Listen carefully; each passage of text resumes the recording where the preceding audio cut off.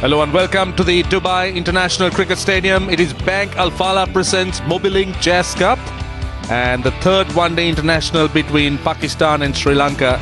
The series is beautifully poised with both teams 1-all, and the toss happened some time ago with the Pakistan captain Misbah ul Haq winning the toss and deciding to bat an important toss and an important toss to win. And one change in the Pakistan side.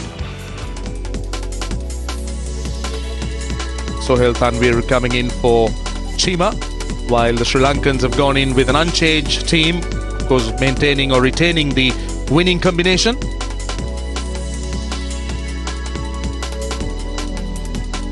So two strong sides out there battling it out. So Hafiz will be opening the batting. Isn't it the best of run in the series? And we also take this opportunity to wish young Dinesh Chandimal a very happy birthday. He's 22 years today, Dinesh Chandimal, and he will be fielding. And Imran Farhat opening the batting for Pakistan with Hafiz. Okay, that's his record. Not a bad strike rate, decent average too. Imran Farhat. There you are, that's the birthday boy, Dinesh Chandimal. He's 22 today. He's played in 15 one-day games, and we wish him a very happy birthday. Lasith Malinga will start off proceedings, and up here with me, starting off, a very good afternoon to Danny Morrison. Afternoon, Roshan, and warm welcome to everybody, wherever you may be around the globe. This fella, he's just such an inspiration. He did it the other night, Monday, on this very ground, on this very same pitch. Here we go, 4-1.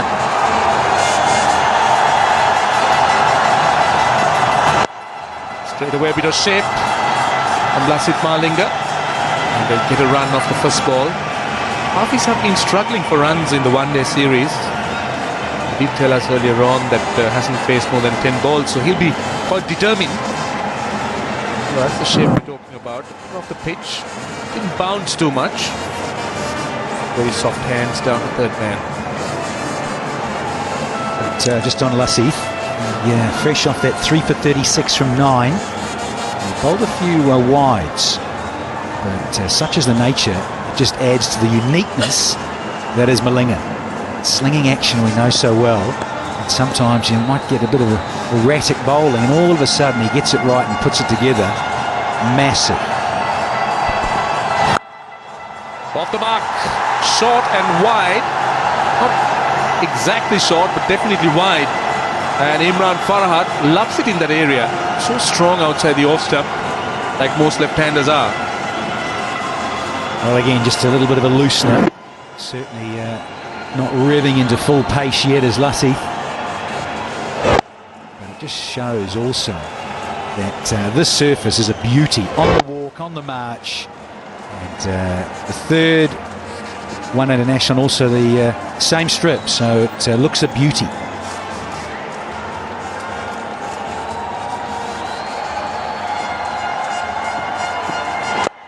That's better, that's more like it. They'll get a single. Jeevan Mendis, the fieldsman. So they've got 6 of 3 balls. Let's not forget that this is the third game. It's played on the same surface. It's bound to have some wear and tear. To clip it off his toes. I think he overran it a bit and slipped in the end. But important, Danny, that Sri Lanka doesn't give easy runs, because I'm sure it's not going to be easy batting second on this. Bound to get a bit slower and lower. That's 4. That is 4. This has been a poor first over by Lasith Malinga. Very unlike him. He's bowled on both sides of the pitch and he's not really let it go. Just mentioned a moment ago the erratic nature that can be about Lasith Malinga. Once again, the old left-hand, right-hand combinations. A lot of sides want to have that in an ideal situation.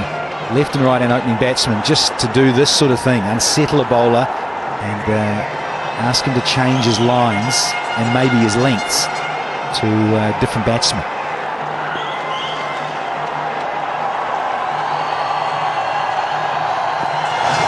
That's more like it. That's the line he will want to bowl. In fact, that's a bit quicker as well. He's just loosening up a few times. I would say the first 2 or 3 deliveries were almost looseners. Yeah, I just wanted to. This day and age, he's had a lot of injuries, hasn't he? Lasith Malinga. Knee problems, few elbow issues. Not surprising with this unique action, but it just looks like he's just cruising in, just trying to get some sort of rhythm and not try and force it too much and let the blood start pumping through the body, get it right.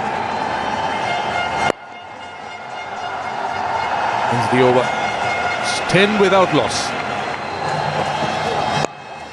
They'd find behind square leg from around his leg stump. They'll get a couple. So both Pakistan batsmen looking to get runs. From ball 1, Farhat now has gone up to 7. He's already on 5. Don't forget, this is the 3rd game on this pitch, and runs are extremely important. Sri Lanka needs to keep it as tight as possible.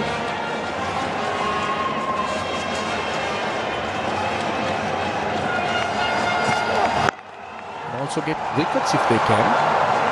That's the way to go, bowl as straight as possible. I'm interested in just the slip in a leg gully position for Imran Farhat. It's just got that leg gully on the left of your picture, and the one slipping. Employing this with Malinga as well. And of course 2 new balls, 1 from each end. That's a bit uppish, but there is nobody in that area. Get a run. He loves that width outside the off stump. Imran Farhat goes for deliveries, goes hard at deliveries that are short and wide. So loves to drive through extra cover. He's been struggling with deliveries that have been straight. Pereira did have him in the last game, LBW, pretty early. This is how it happened. This is that second game. He was caught on the crease, didn't move anywhere. That's where the Sri Lankans would want to bowl to Farhat. That Lakmal got him in the first match almost in similar ways.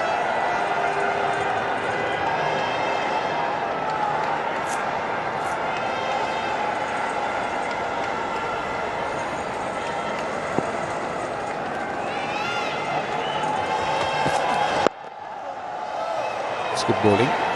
Bowling around that off stump with a slip in place.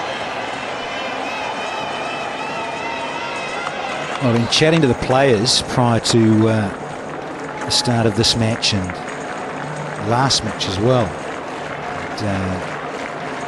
I've seen the bowlers come back into this game, in terms of 50-over cricket I'm talking about, because of the two new balls. And just think I think it's a nice scenario, particularly for not so much the fielding side, but also the batting side. It comes on a bit, so if you just get it slightly wrong, and we've seen that already from Malinga, and a little upper shot down to third man, but the ball comes on, so the batsmen are going to like that. But on the side for the bowlers, there's a bit in it, a pace, a bit of swing, and if you're good enough, the ball and the radar happening, you can get people out. End of the over, a single of the last one, 14 without loss. Good start, in fact, right in the right area. In fact, just around the off stump.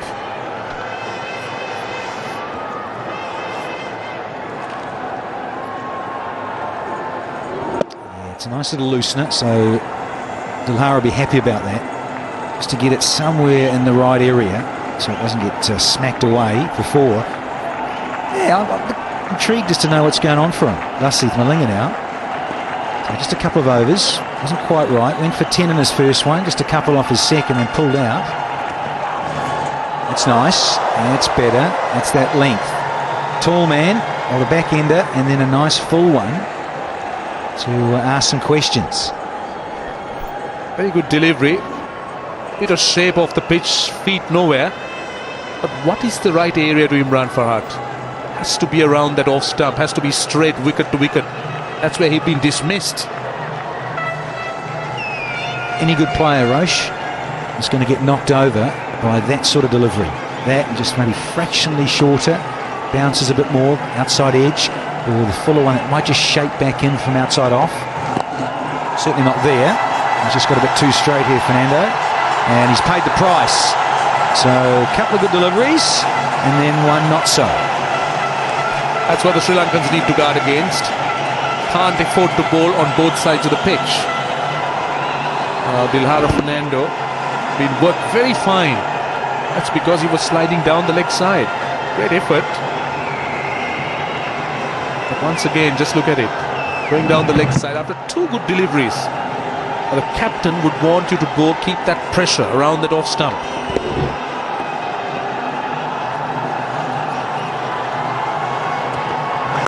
That's better. Keep it around that area. Keep it straight.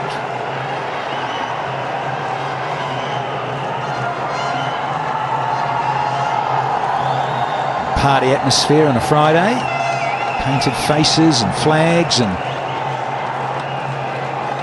starting to come in through the turnstiles a little bit more. It's a later start in this part of the world, 3 p.m. rather than the old 2:30 or 2 p.m. starts. Like the hair's on, loving it. Might get one of those. Might just help with a bit of the UV factor out there for the toss. Big Anthony Gregg, of course, he's got the Panama hat. I might have to go with one of these. Roche. Beauty. We'll watch that UV factor. Well, that's the hat you're talking about. That's Greggy's, yeah. Didn't leave one for me, Uncle Tony. So whip back to Australia. Missed the one-day series here. Of course, he's waiting for the Kiwis to turn up. We've got the Test series with Australia. Then India tour Australia, of course. They won't get a run. It's 23 without loss. That's a good shot. The shot. On to it very quickly. Ball has been bouncing a bit.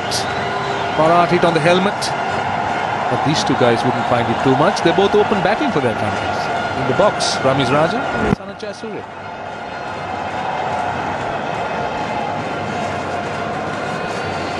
Bouncer can be a difficult ball to handle, and I thought Fernando bowled fabulous bouncer. Sri Lankans trying to make sure that Pakistan do not run away with the show on a good batting track. Even though Hafiz is trying his level best to occupy the crease and do the basics well, Sri Lankans seem to have a better flow of things. Yeah, I think Tisara Perera and Dilhara Fernando just trying the length and the line correct at the moment, and they're just trying to bowl. Short one again. It's a square leg for 4. Pardon, 1. Deep square leg is there. I think they've been going with deep square leg. Just try and bowl once in a way the short one, Ramiz, just to make sure that change the batsman thinking. It's a decent ball to bowl and experiment with against Hafiz because he likes the pull shot. So how many times we've seen a batsman falter playing his favourite shot. Good thing is that he's not abandoned it completely, even though there's a man at deep back with square leg. Hafiz is still taking the short ball on. Drives and drives fluently for 4. That is one cracking drive. And a very good response after being hit and jolted by that bouncer from Dilhara Fernando. This really is a delightful response. Tisara Perera again, just outside the off stump. Farhat had enough room to hit our extra cover for 4 runs. Hit really hard. He knows that only fielders inside the circle and the 2 outside. One is with fine leg and one is the third man. So Tisara Pereira need to adjust his length. This wicket much slower than the last two one-days, especially the wicket was dried. There was no game for 3 days. On the arc this time, he square drives 1 for 4. Things happening for Imran Farhat. 2 fours of successive balls, a little bit of width provided, and both time the left-hander cashing in. Tisara Pereira again. A little bit of width. The off-stump, very strong play on the offside. Farhat can see just outside the off-stump. Enough width to hit past cover for 4 runs.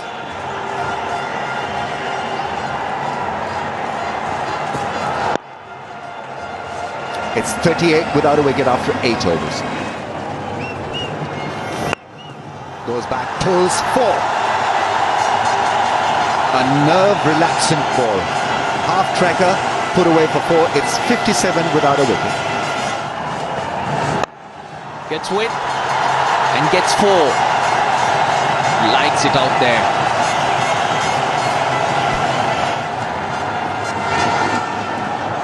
Starts with a slow one.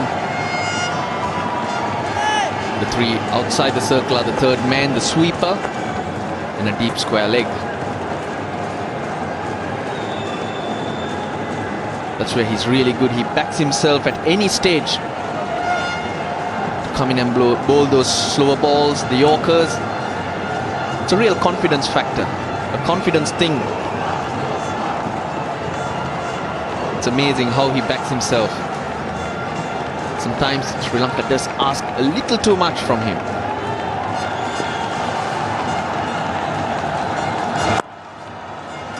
Deceived again.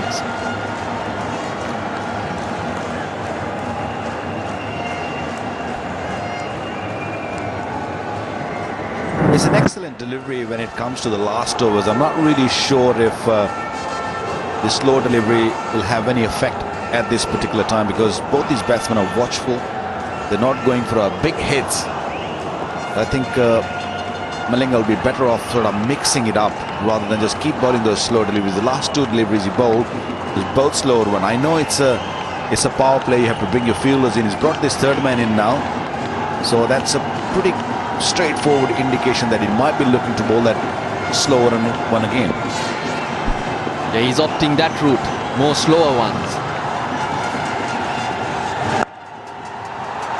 But gives away 4. I don't think, even if the third man was on the boundary line, I don't think he would have cut that off, because it was hit in front of square by Hafiz. But he waited and used the pace. Well, this was very obvious. We all knew that he's going to bowl a slow run, because once you bring the third man in, you get very little chance of bowling quicker one, because you're scared that any nick or anything played down the line, it'll go for 4. Well, if we can pick it here in the commentary box, and I think it'll be easy for Mohammad if he used to pick it in the middle.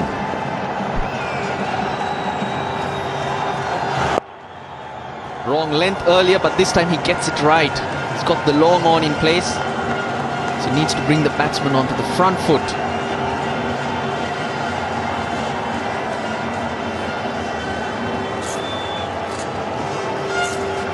He speeds this over. 4 slower balls already. But he knows what he's about. He'll surprise all of us. He's done it time and time again, Lasith Malinga. He'll have something up his sleeve. 5th slower ball. That's good running from Farhat. He was the man going to the danger end.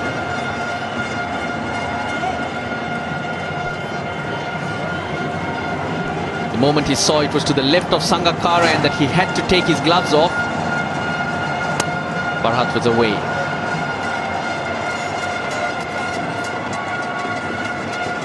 He had a tough going in this series. He had a superb series of Zimbabwe just recently, but has struggled a little bit. Been bowling extremely well, so that's why his place as an opener is not in any doubt. But definitely struggle this time. This game, he's on 29. He's taken his time. He's bowled faced 58 deliveries, 3 boundaries. That's not normal, Mohammad Hafiz. That's better. End of the over, 74 without loss. 4 more. The swivels on the back foot. Hafiz joins the party. Plays really well to the short deliveries, pulls it beautifully. Not only on this occasion, but he loves that shot. Look at that, eyes on the ball. All he needed to do is just put a bat and ball. He's very good when it comes to pulling the ball. Perfect height, wasn't it? Sits around waist height. Batsmen can easily pick their spot. Slower ball, but gets it in the gap. And there'll be more runs. The fielder gives up the chase. Well, ball by Fernando deceived Hafiz.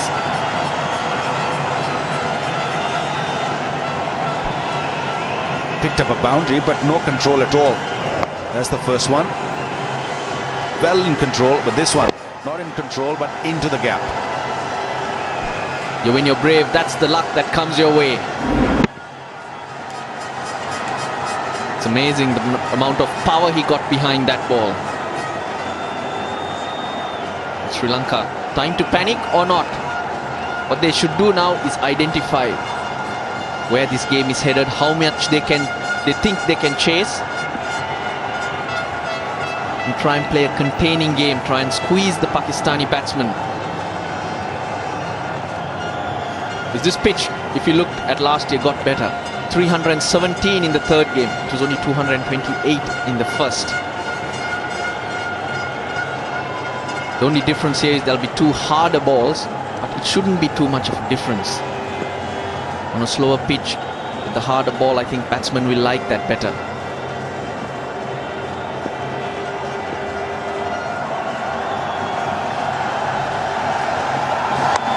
Four more. There's not much he could do about that.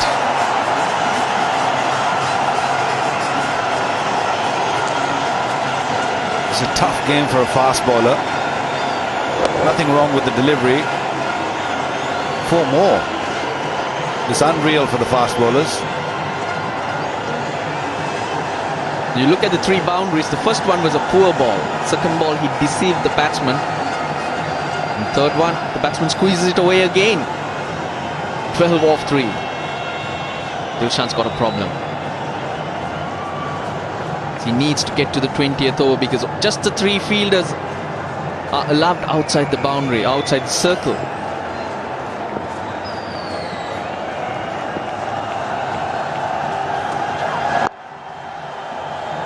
Much closer to the batsman.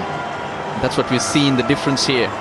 Wicket to wicket, it has been difficult to get away.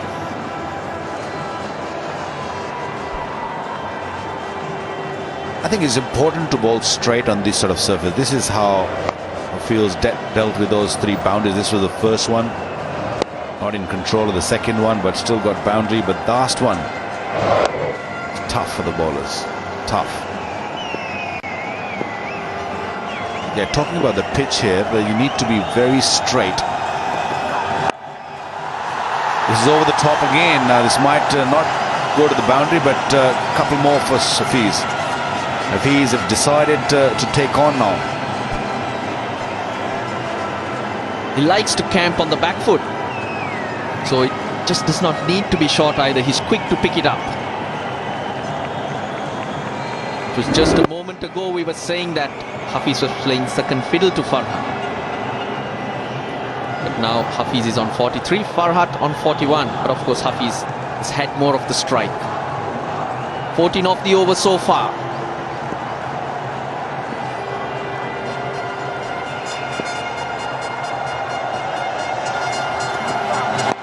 More runs in the air.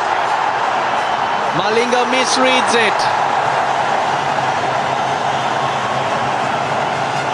It's 92 for no loss. Tisera Pereira, he replaces Dilhara Fernando. That takes him to 50. He was way behind Farhat, but he's overtaken him all of a sudden. 50 number 13 for Mohammad Hafiz. The family is happy, so they should be. He was on 9 in the 10th over, and look at that, his 19th over, and he's got his 50, and he got his 50 before Imran Farad. So he picked it up very nicely, scored very quickly. That's what he's capable of.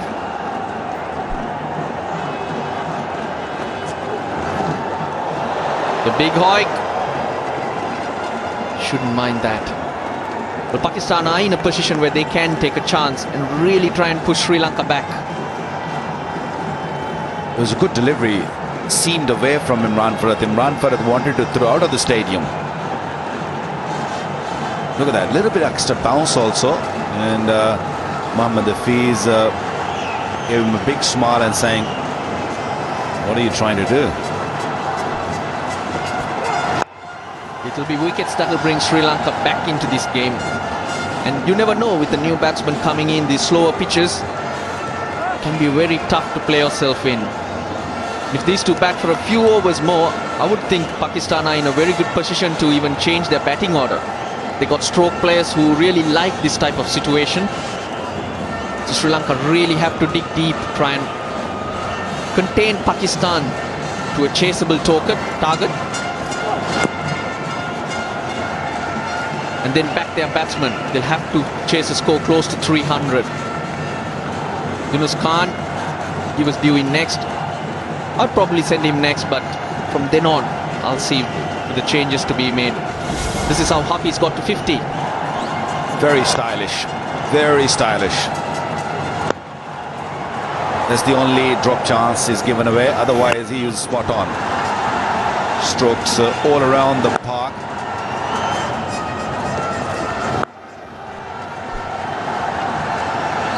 Well, they're playing it smart now. They're not only looking for the big shot, but they're rotating the strike. Pakistan get 200. This is the over that made the difference. Dilar Fernando went for 4 boundaries in that over.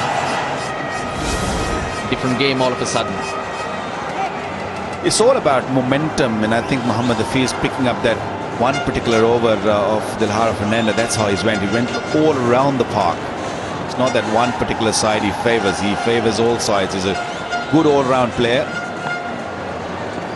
But the boundary is all off short deliveries except the one. That's where he likes to play. He likes to sit on his back foot, put the ball away. No run, so it's 100 for no loss.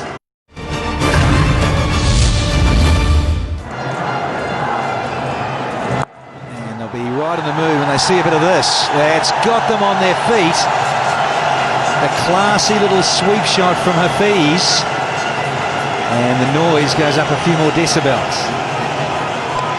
Beautifully done in the end. Picked it up early so that he could avoid the man at square leg. Hit it right in the middle of the man at mid-wicket and square leg. What a good shot.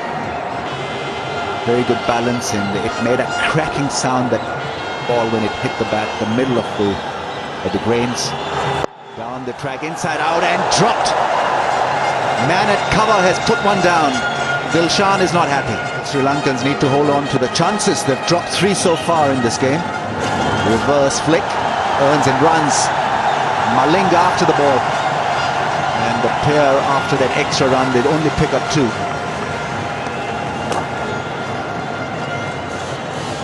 Things not working well out there for the Sri Lankans in the field. Inside out drive from Hafiz, and it went extremely hard and quickly to the man at cover. Sikugate Prasanna crossing it. Yeah, got to take those, present themselves, particularly after Hafiz had just hit a boundary. Opportunities gone big, and it was tough. That was in the follow-through there for Pereira. But this one, this level, got to take it. 50 for Imran Farad. Very smooth innings, yes. Another successful effort with the bat. 2 50s in 2 one-day internationals, and the fans and the camp is happy with his progress. Given that he also clocked one in the helmet. It's a sterling effort after the bouncer he received from Fernando. Got him flush. Good effort.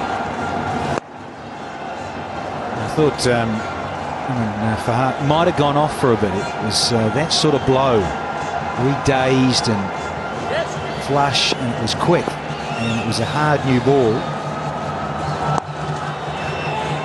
Taking a lot of risk here if he is drawing away from the line of the ball and exposing his stumps. Just only pick up one. Well backed up by Imran Farah.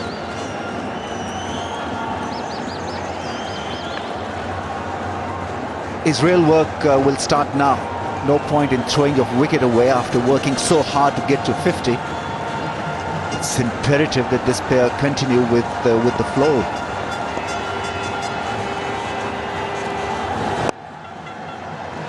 It's 118 without a wicket. Stop it! Oh, good fielding. Good throw, and Hafiz, he just a little bit of sleep there. Might not thought the throw was coming to his end. And all of a sudden, just at the last minute, oh, I think he might have been short. He did fall asleep.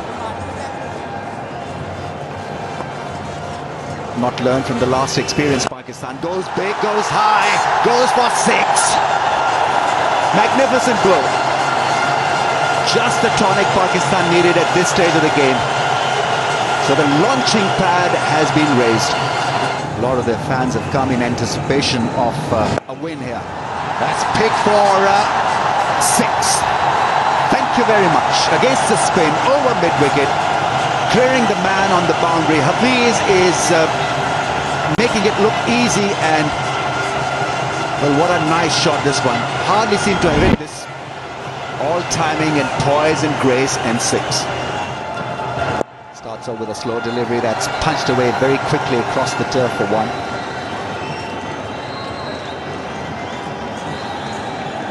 It's going to be tough now for the Sri Lankans to rein in Pakistan. They now appear to be galloping at a good pace. Malinga was important for them with the new ball. He didn't pick up wickets. Hence, Sri Lankans were on the back foot very early in the piece. Pereira was good. 6 overs, none for 22.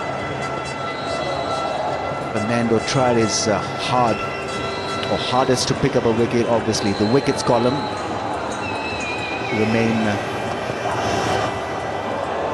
remain blank for the Sri Lankans. He's deceptive, isn't he, Dilhara Fernando?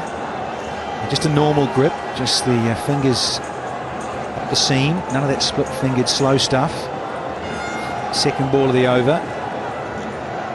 So just letting Imran Farah know he's got that up his sleeve, ready to get it to fizz through, but also the repertoire that he showed earlier. Changes of pace, use of the crease. Very good split finger slower delivery. At the moment, just operating orthodox with a pace. Mr. Haider just chilling behind the sunnies. A bit like you at breakfast with those sunnies on.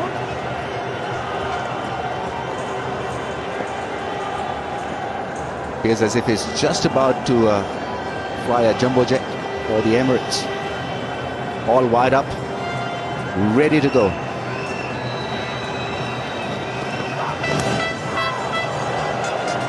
Fuller length, good pace. Dilhara Fernando creating a bit of an angle outside the off stump. Saw the width, went after it, Imran Farah.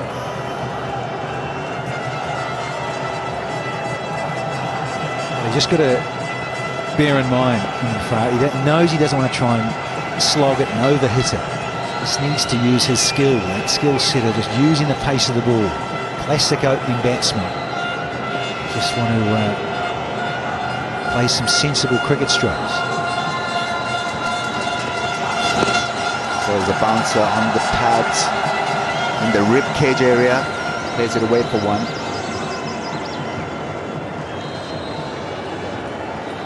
his role has got to give Sri Lanka a breakthrough here, to Lara Fernando, because he usually looks for wickets, but he's not been given a slip.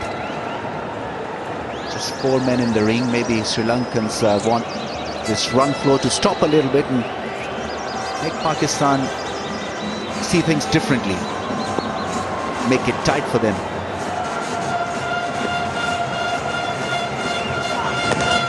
Well, that's gone fine.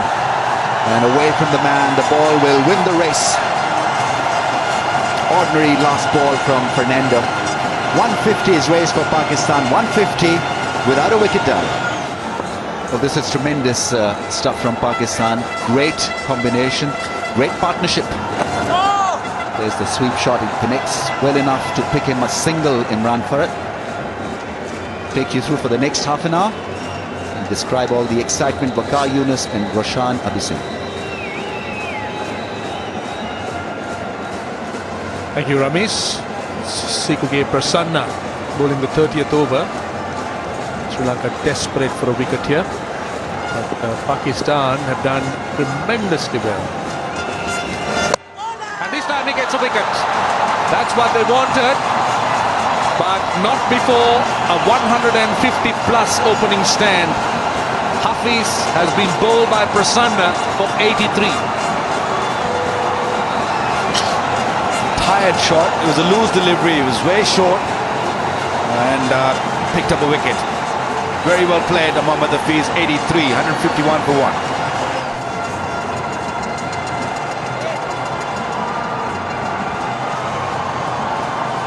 Well, 151 for 1. The Pakistanis thinking very positively. Changed their batting order. Yunis Khan was due in, but Abdul Razak is the new batsman. Tired shot, little loose off the pad, and Mohammad Hafiz must have been gutted. He missed 100. He's on 83. He was. So I think here's an opportunity for the Sri Lankans sort of tighten the screws for a little while. I know only 1 wicket down. That's how he's gone. So just ball a lot of dot delivery. Look for a run out. That's what. There's a. What happened there? He got run out in the last match also, but almost run out again. Yeah, he was running hard and had that. Oh no, he was in. He was in, but good running, very good running. Razak wanted to get off the mark, and Dilshan emphasizing, stop the single. Don't give the single to the new batsman. Keep him on strike as long as you can. Now, is that a catch? Was that a catch? Did it carry? But good effort. Good effort by Prasanna. He was in the air. Oh, maybe just short, or maybe just hit the fingertips. They'll get another run. 153 for 1. Now this is high, this is a tired shot, but he still manages to get a 4. I don't think Farhat was in control of it.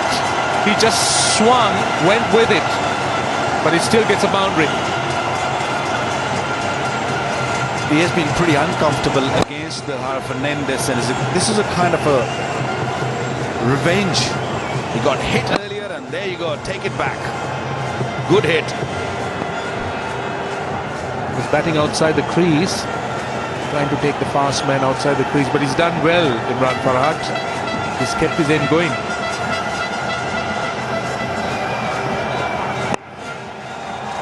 Not good fielding, not good fielding. That's Jeevan Mendes. Sri Lanka has been a little bit sloppy on the field. That single should have been stopped. But this is what happened in the last over. Prasanna just getting his hand. But there was a great opportunity for the Sri Lankans had that been taken. Because 2 new batsmen, Sri Lanka would have bowled more dot balls, created greater pressure. But with Farhat in, Pakistan still able to control. Razak on strike.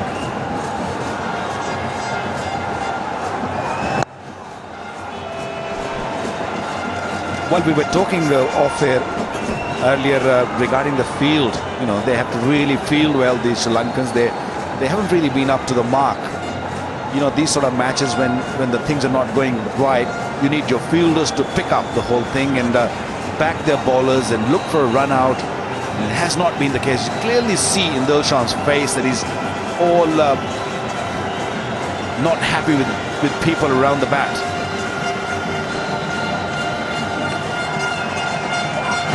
That's better. He has the right idea.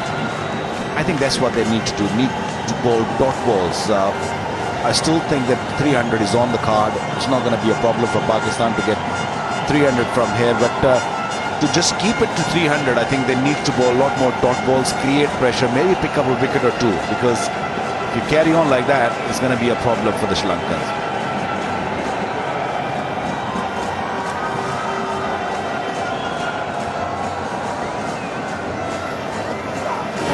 Well bowled, very well bowled indeed.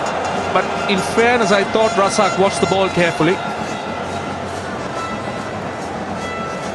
Just look at it. I think he dropped his shoulders and allowed it to go through. Well done. Well, he's bowled well in patches, Dilhara Fernando. He's been hot or cold. He's not really consistently hitting the length.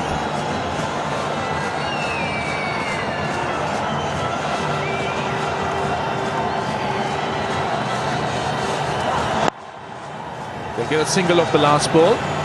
159 for 1. This is lofted. Down to long on. Taken by Mahela Jayawardene. He's got the wicket. Tilakaratne Dilshan. A good catch by Jayawardene on the boundary. Judged it well. And held it in front of his face. You could see this coming. Imran Farhat looked really tired out there. Hit a couple of deliveries earlier toward that region. There was no fielder there, but a very well played knock. Imran Farhat gone for 70s, 161 for 2. Yunis Khan is a new batsman.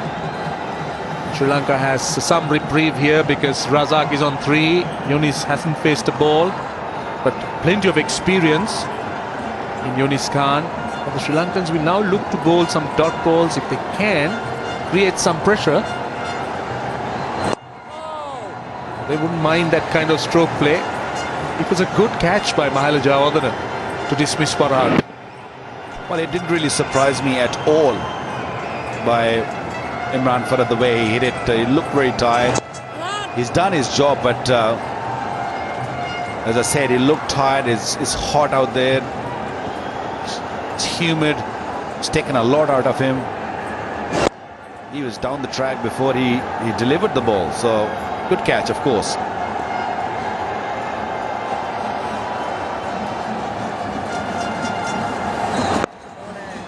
Dilshan would want to bowl a few cheap overs here. Want to bowl 2 spinners from either end. Get through a few quick cheap overs as the batsmen look to settle. That can always happen when the spinners bowl well. They get through their overs quickly and suddenly you realize that you missed out on a few opportunities. After boundaries, Sri Lanka wouldn't mind those singles. Didn't like the idea of sending Yunus in now. He'd rather send him at number 3. Why Razak earlier?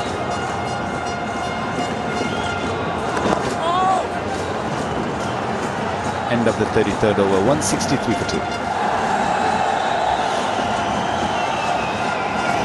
So Prasanna bowling.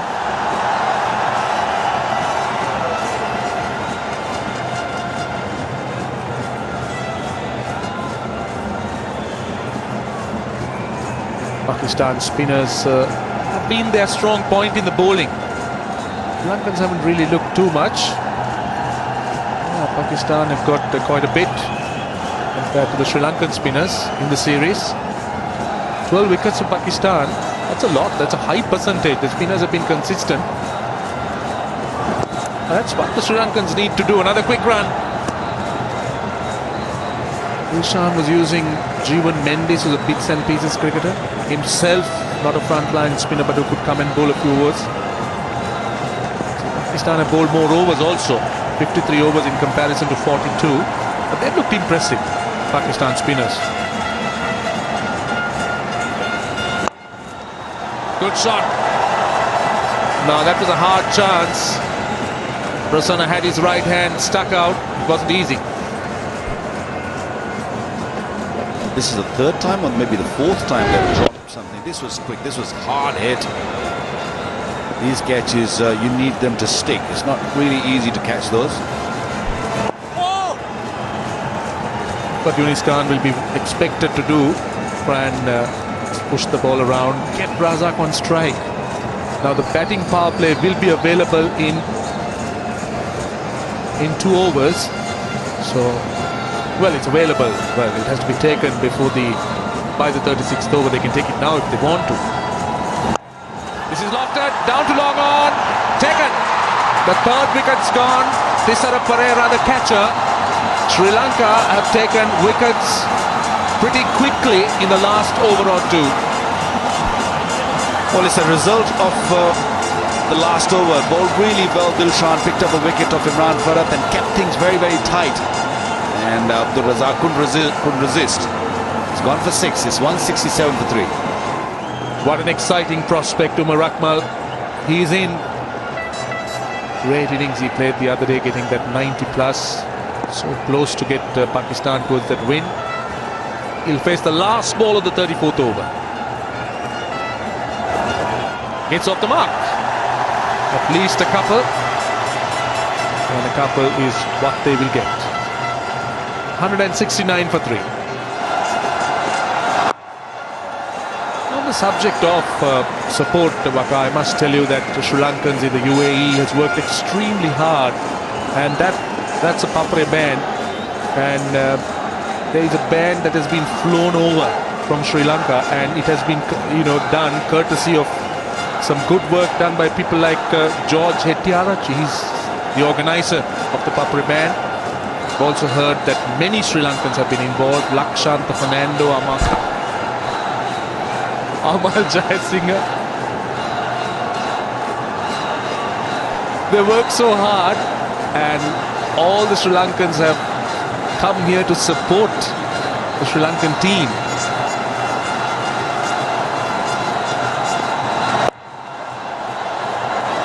And I think in fairness, they're expecting the Sri Lanka team to do well, in particular after the win in the second game.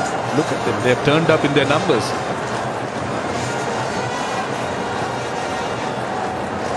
Yeah, good crowd in. He's been busy, Dilshan.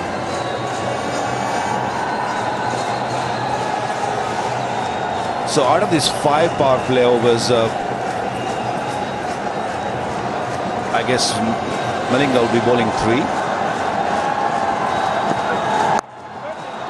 And that's also good for Sri Lanka right now, because they've picked up 2 wickets and both these batsmen are new at the crease. So there's a chance that that power play, which Pakistan were hoping that will come big at them, they'll pick up a lot of runs in that.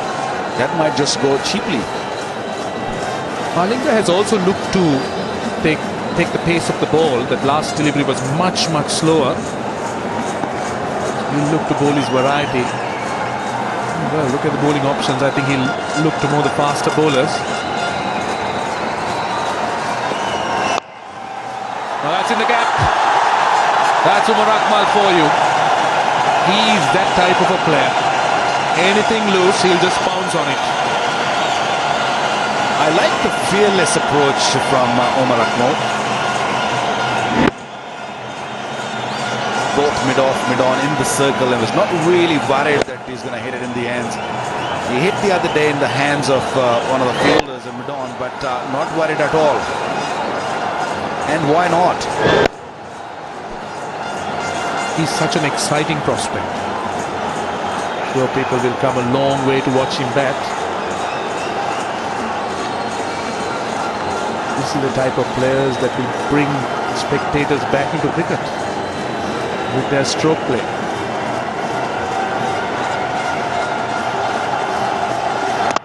Bowled him. That is a big wicket. That is a huge wicket. He was looking to improvise. Got the feeling he was looking to run it down to find leg. But Lasith Malinga was equal to the task. Pakistan have lost a big wicket.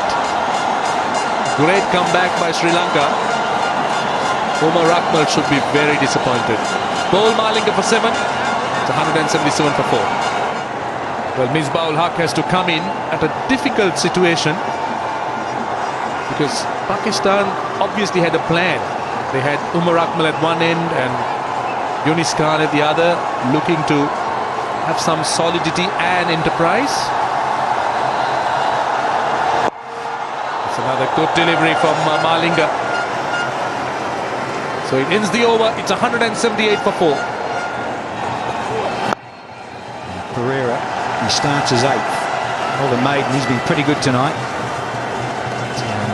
He deserves a wicket. It's been economical. He's only gone for 3.3 and over. So 2 old guns are at the wicket, but fantastic setting in the desert. Lights, a good crowd in on a Friday. Fantastic modern structure. That is the Dubai International Cricket Stadium. Pereira versus Misbah. Nice hands, watched it all the way. Pereira is bowling really well the whole day today. From the start, it's 8th over. Been bowling on the right areas most of the time. And Dilshan has given him again with the power play zone. He deserved a wicket, Danny, but still he couldn't get 1 wicket. But he's bowling is the right areas. Just over mid-on for 4 runs. I think a little bit too fuller, but he didn't hit properly. But still managed to go over mid-on. Yeah, didn't get all of it. It was always just enough. Yunis Khan said, look, got to go the aerial route, got to take on mid-on. Pump the bottom hand. And just enough. Mid-on, mid-off, still up. Power plays and have to be. Pressure was mounting. You guys, when you were thinking, when you were playing, first delivery or second delivery, you're wanting to get a boundary. Surely it relieves that pressure for the rest of the over.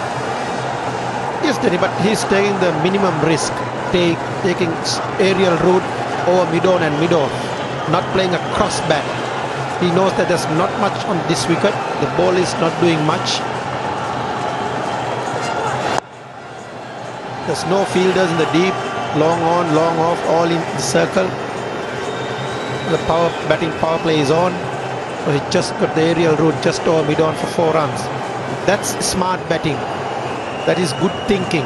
A matured cricketer. That is why he's playing for so long.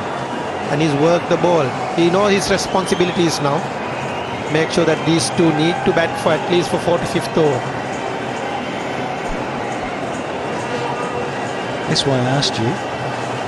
Those guys edge of the circle, and you go over the top, except you go to the top and out of the stadium. Miles back.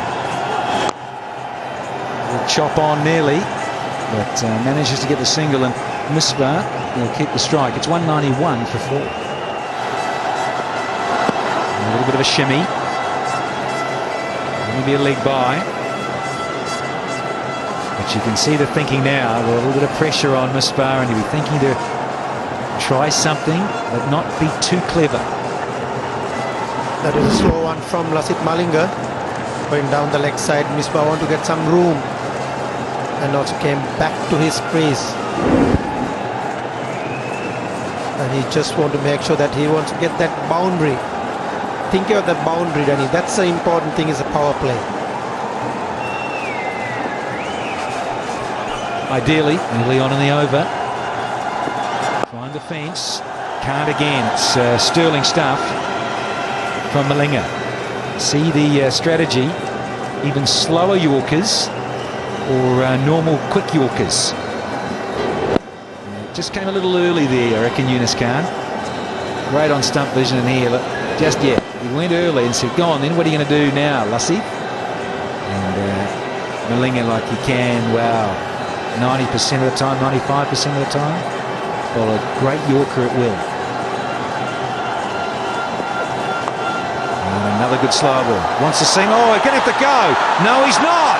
Should have gone, the captain. And there's the running race that Lassie wins hands down. And the fifth one goes down, and it's the captain. Big wicket, and that shows you what the pressure of the scoreboard's doing, because the batting power plays on. Crazy. Definitely was a single there. Had the skipper responded to Yunus Khan. Didn't bother looking at Yunus Khan. He's out for 7. It's 193 for 5.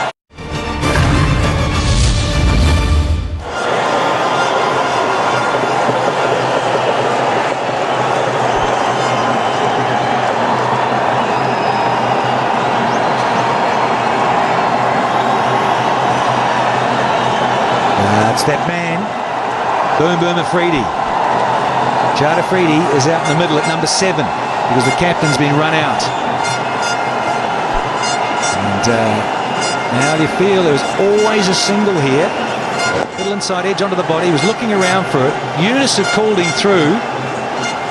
And then Luffy decided to show a clean set of heels out of the blocks and sprint back up the pitch. Good thinking, held onto the ball. And a comfortable run out. More importantly, Sri Lanka will believe they're right back in this.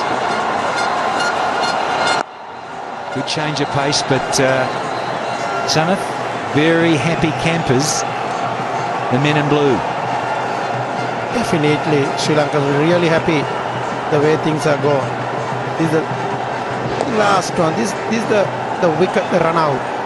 There was a single. The misbah was not looking for singles. That was Yunus Khan's call. You need to respond quickly as possible. That was disappointing for Misbah ul Haq.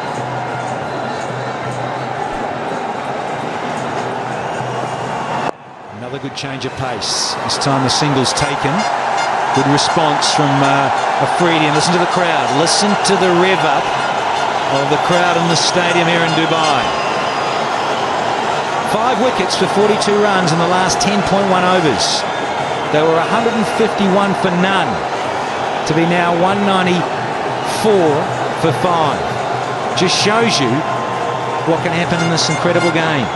Turn it around suddenly, get the openers out, and it is all on. Can Afridi answer the call here to the crowd? The fans, the home fans,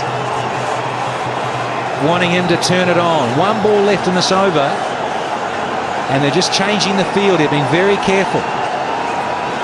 What is he going to bowl, Danny? What do you think?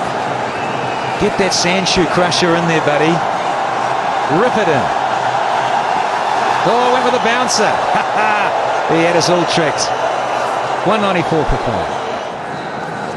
5. So Pereira, he's back into the attack. Not picked up a wicket, but just the 32 runs off 9 overs. Yeah, I've been pretty impressed with the fast bowling department of the Sri Lankans. Malinga bowled extremely well, picked up a very crucial wicket for Umar Akmal. Then Pereira didn't pick up a wicket, but very economical. Fernando, I thought he bowled well at stages, but on and off. That's what we get from him usually, and it's the 18 runs that Hafiz took off his over. It wasn't all that bad. Maybe 1 ball deserved a boundary. But then in this form of the game, even good balls goes for 4. Good throw can have him in trouble, but it's not a good throw. But good running. You need to put the pressure on the Sri Lankans. Well, it's so important for Pakistan now that this man, Shahid Afridi, goes and play these last 7 overs. He can be very dangerous for the Sri Lankans. There's been few run-out chances being provided through these 2 batsmen, but yes, Afridi will be the key here. If he gets going, a couple of big overs, Pakistan can end up maybe to 70. But for that, he needs to play those overs. I'll be much happier though with 270, the way the Pakistani innings was going. But at the dinner break, if you say Pakistan are 270, I'd rather be Pakistan supporter than a Sri Lankan supporter. Because I like runs on the board. And under lights, you never know. Yeah, at one stage, it seemed like the Pakistan would run away with 310 or 20 maybe. But a great comeback by the Sri Lankans. Not only, as I said, picking up wickets, but they didn't give any runs away.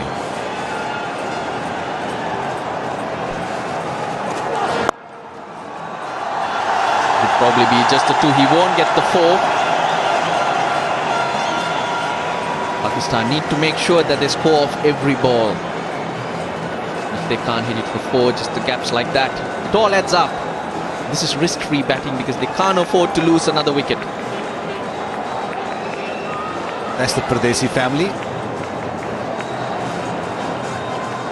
Cool and cool. Tough to be cool out there though. It's pretty warm in the middle. Good bowling. Right up in the block hole. Tisara Pereira, he's been good in his comeback. Sri Lankan selectors left him out of the team because after the World Cup he had a lean series. He's come back in great form. 9 overs, 2 for 30 in the ODI. The second ODI is also following up with an equal performance out here today.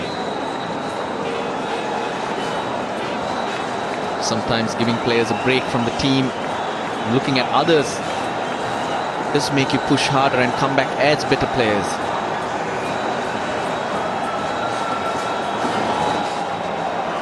Good option, but not well executed.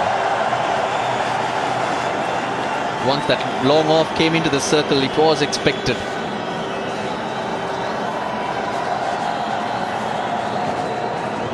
He likes to go down the ground and towards mid-wicket, so bowling on a good length is not exactly the best option. Always intimidating, boom boom. Bowl the short ball, so he can't go up for that again, so fine leg comes into the circle, long off goes back.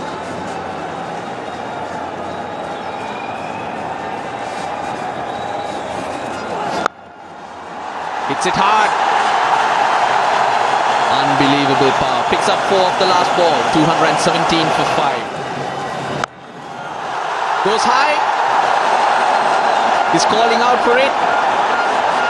And he takes it. Top catch. Angelo Matthews. He saw it early. Not easy. It's a dark sky. The white ball coming through it. But he called Dilhara Fernando out early. Made sure. That's a big wicket for Sri Lanka. Don't they know it? Guess who? It's Afridi. He looked dangerous for a moment. He's out for 15. Pakistan 226 for 6. Sarfraz Ahmed. He's got a job on his hand and a tough 5 overs because coming in at the death and upping that rate straight away, never easy.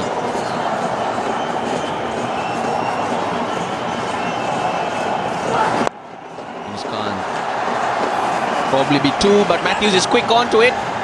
It's good cricket all round. Top running. Sarfraz Ahmed wanted it right from the word go. Well, the credit of Shahid Afridi's, I will give it to Dilshan because good captaincy by keeping his pacemen on.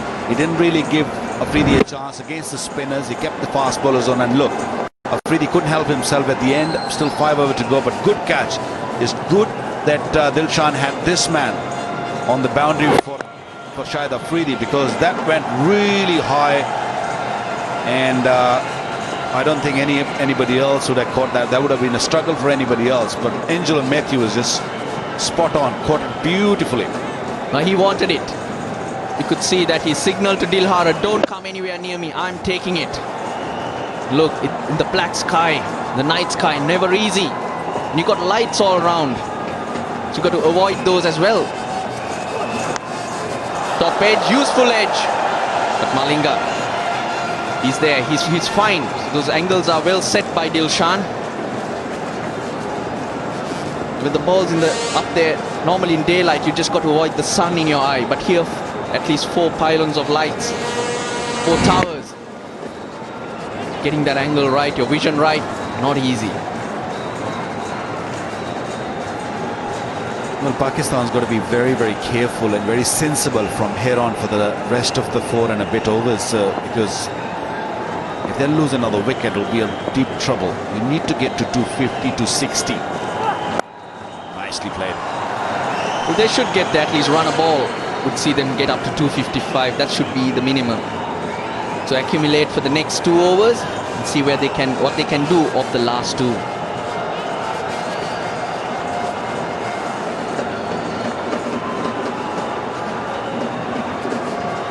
Sri Lankans in the crowd, lots of colours, few friends as well. Well, that's a camera and nothing else.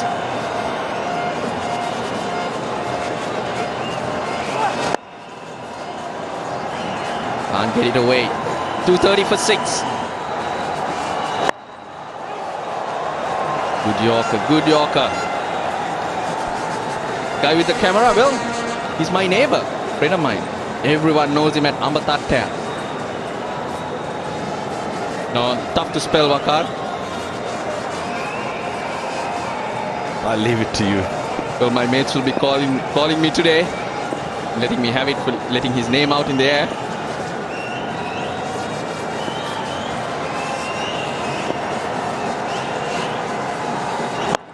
And another good Yorker. Yunus Khan calls through. They're well aware. Halfway down the track. Well, I'm sure Sarfraz is going to keep his toes away from that delivery, because that one just was coming in sharply. He got LBW in the first game he played the other day. It's a little unfortunate about that decision, but Malinga is so good when it comes to bowling the Yorkers, slow bouncers. He's got some serious varieties in his armoury. The key with Yunus Khan. Not the best option, but singles just keep accumulating. Well, he seems to be doing something different, just to counter what happened in the game before. This is what happened in the previous game. Gets his front leg across. Yeah, it was given LBW, but it was not the best of the decisions. But definitely he's changed his stance. He's standing a little bit out of his crease. He's showing all his stumps, so he's making sure that his foot doesn't really come into the line of the ball.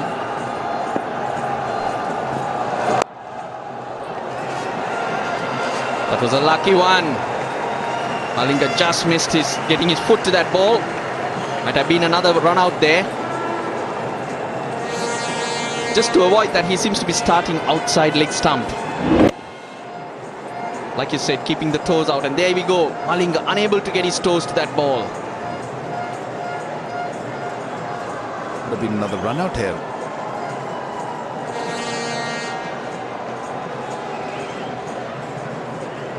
Well, good to see this happening. The youngster, the wise captain in the team,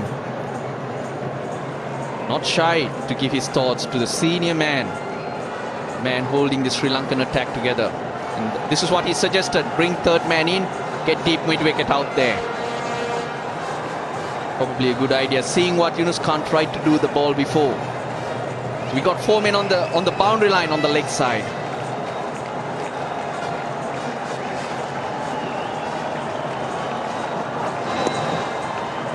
Slow one again. He's used that a lot today. Wouldn't mind the singles at this stage of the game.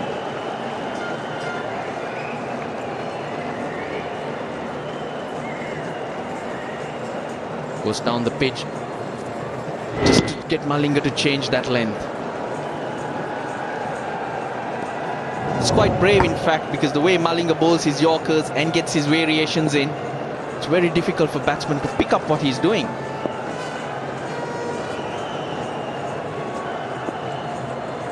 He's standing outside his crease, Sarfraz Ahmed.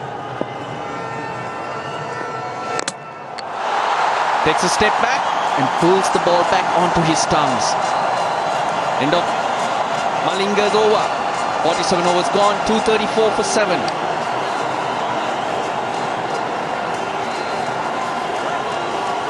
So more reason for celebrations for the Sri Lankans. Pakistanis keep losing wickets. Sarfraz Ahmed just the 3 runs, 234 for 7. The only change in the Pakistani team, Sohail Tanvir in for Chima, but he's at the non-strikers end. In the last ball of last over, Malinga succeeded in cleaning up Sarfraz Ahmed. It's not looking good for Pakistan. From where they were, they will be really disappointed. Dilhara again starting with that slower ball. Smart work by Lasith Malinga. He's played only 97 games and looks very experienced. Reads the batsman really well, pulls those yorkers, slow deliveries. That was spot on. Although it was a full toss, but he was just sort of dying at him, dipping down at him, and got a little inside edge. 2 for 46 to him.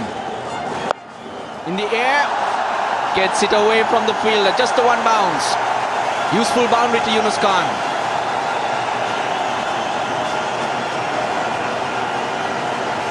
Well, he's waited for it. He was not in a rush. He knew that the Fernando is going to bowl him a slow ball that was pitched way short. It was a slow delivery, picked up very nicely Yunus Khan.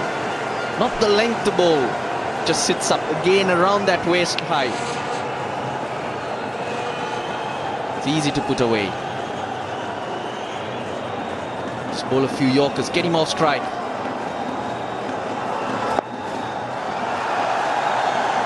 Goes for the slow one again, Dilhara Fernando.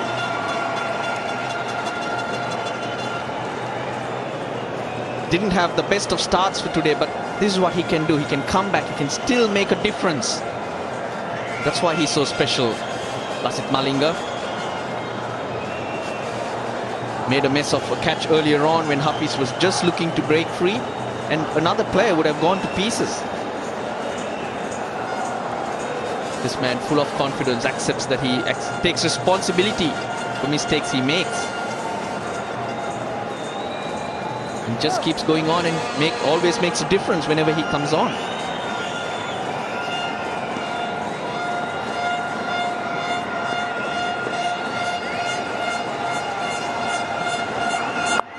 Short one, didn't pick it up at all.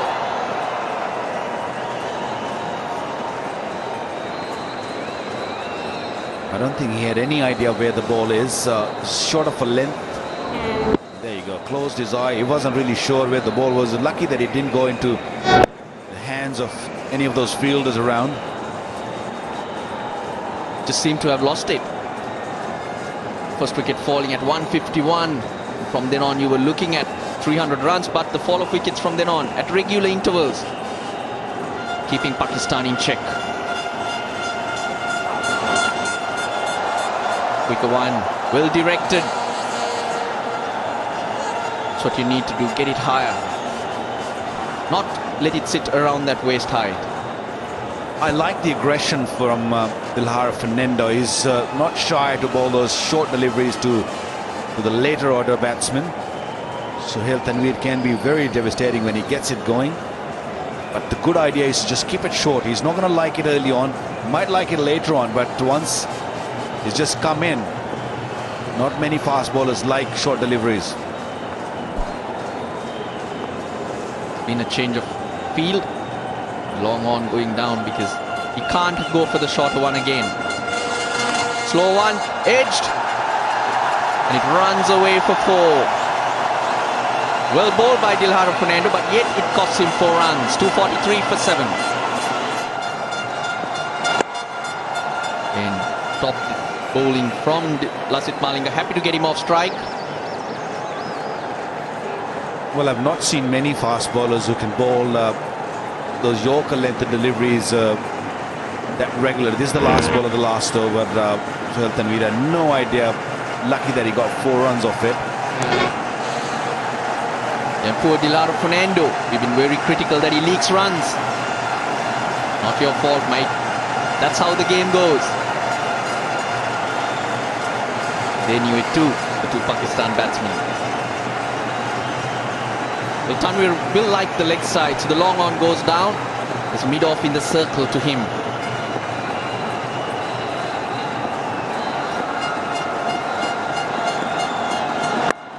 Nice and full. Well, I was mentioning about the Yorker length of Lasith Malinga, how regularly and how accurately he bowls. He's been spot on. Look at those dot balls right in the near the full length delivery, like when you say the Yorker length, just behind that. It's amazing the way he bowls. The slingy action, nice controlled deliveries. And another thing you can see is his line has been quite good. Just outside off stump, just a few down leg side. But of course there was a left-hander in.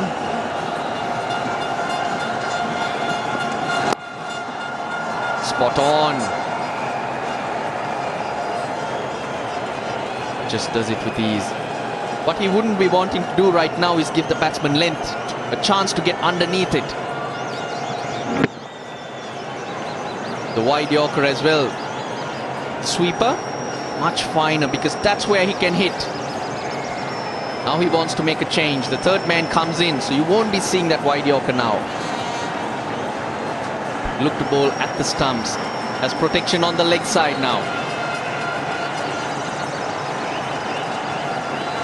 He's 10 yards in from the boundary because he needs to get in just in case to stop the two. Bottom edge. There's no stopping that one. 4 more crucial runs to Pakistan. Not exactly how he wanted it, but it's the end result. That's what matters.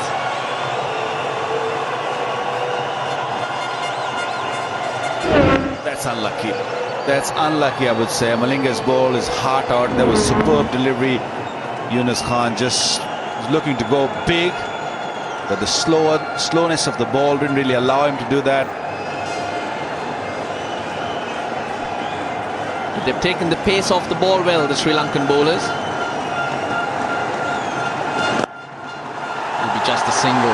That's why it's going to be important how the Sri Lankan openers and the number 3 go about business.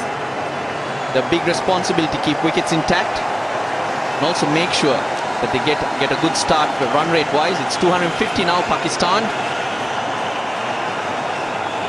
I think they have to play similar what Pakistan have done.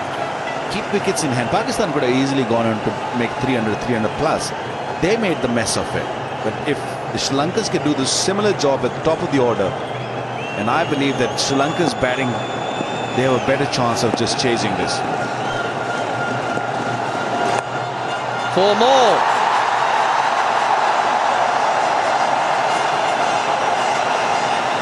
It's got some bat on it. Tanvir becoming useful. 254 for 7.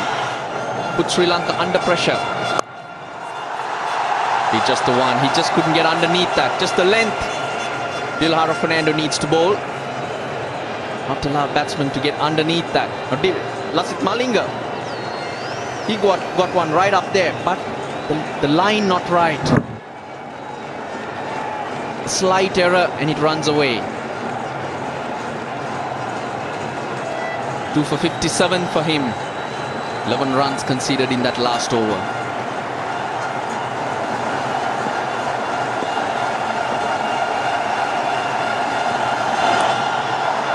Slower bouncer once again. Well, he seems to prefer that. That's what's gone wrong for him too, but he backs himself there. Big bite to Tanvir. Well, it's always very difficult for a new-coming batsman to just read that slow delivery, because with the split finger it comes very slow off the hand, but arm speed is the same. It becomes very, very hard for someone who just walks in and asks him to go big. It's very difficult.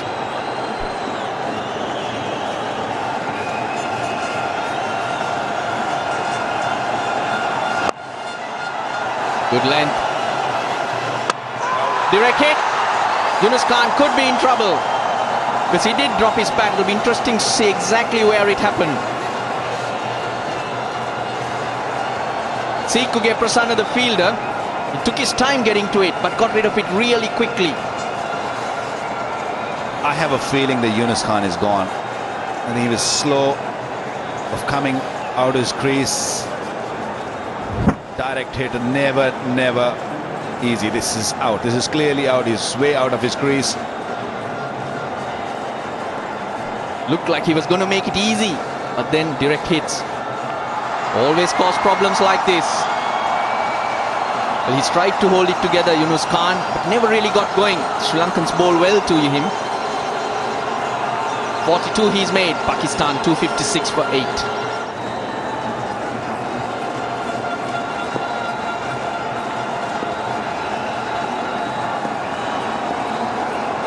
Tanvir's on strike. Well bowled by Dilara Fernando. No chance for any batsman to get underneath that one. Sikuge Prasanna aiming at one stump. He hits his target. I thought he'd make it easy, but he's short by at least a foot. Dropping his bat never helped though. Well, the youngsters have done really well, because in the last over you believe that you shouldn't be throwing at stumps, you know, saving that single, saving maybe overthrow. Took his chance, backed himself that he hit the stumps. He's done it well. Gul's the new batsman. Slower bouncer and a dot ball. Well, I said Yunus Khan's run out wouldn't matter, but Waqar said yes. Yeah, it always matters, because you want these last few runs to be saved at the end. Because when you're going to go to bat, you need that momentum to go your way. You don't want to get hit a couple of sixes and you go down, and you go out of the ground, go in the dressing room just going down. You want to go on a high. Dot balls, couple of wickets. This just gives you an extra energy. The feel-good factor. Short, quick this time. 2 dot balls to end the over and end Pakistan's innings. 257 for 8 they've made. Way short of where they should have been. They've lost 8 wickets for 106 runs. Thanks to Hafiz and Farhat.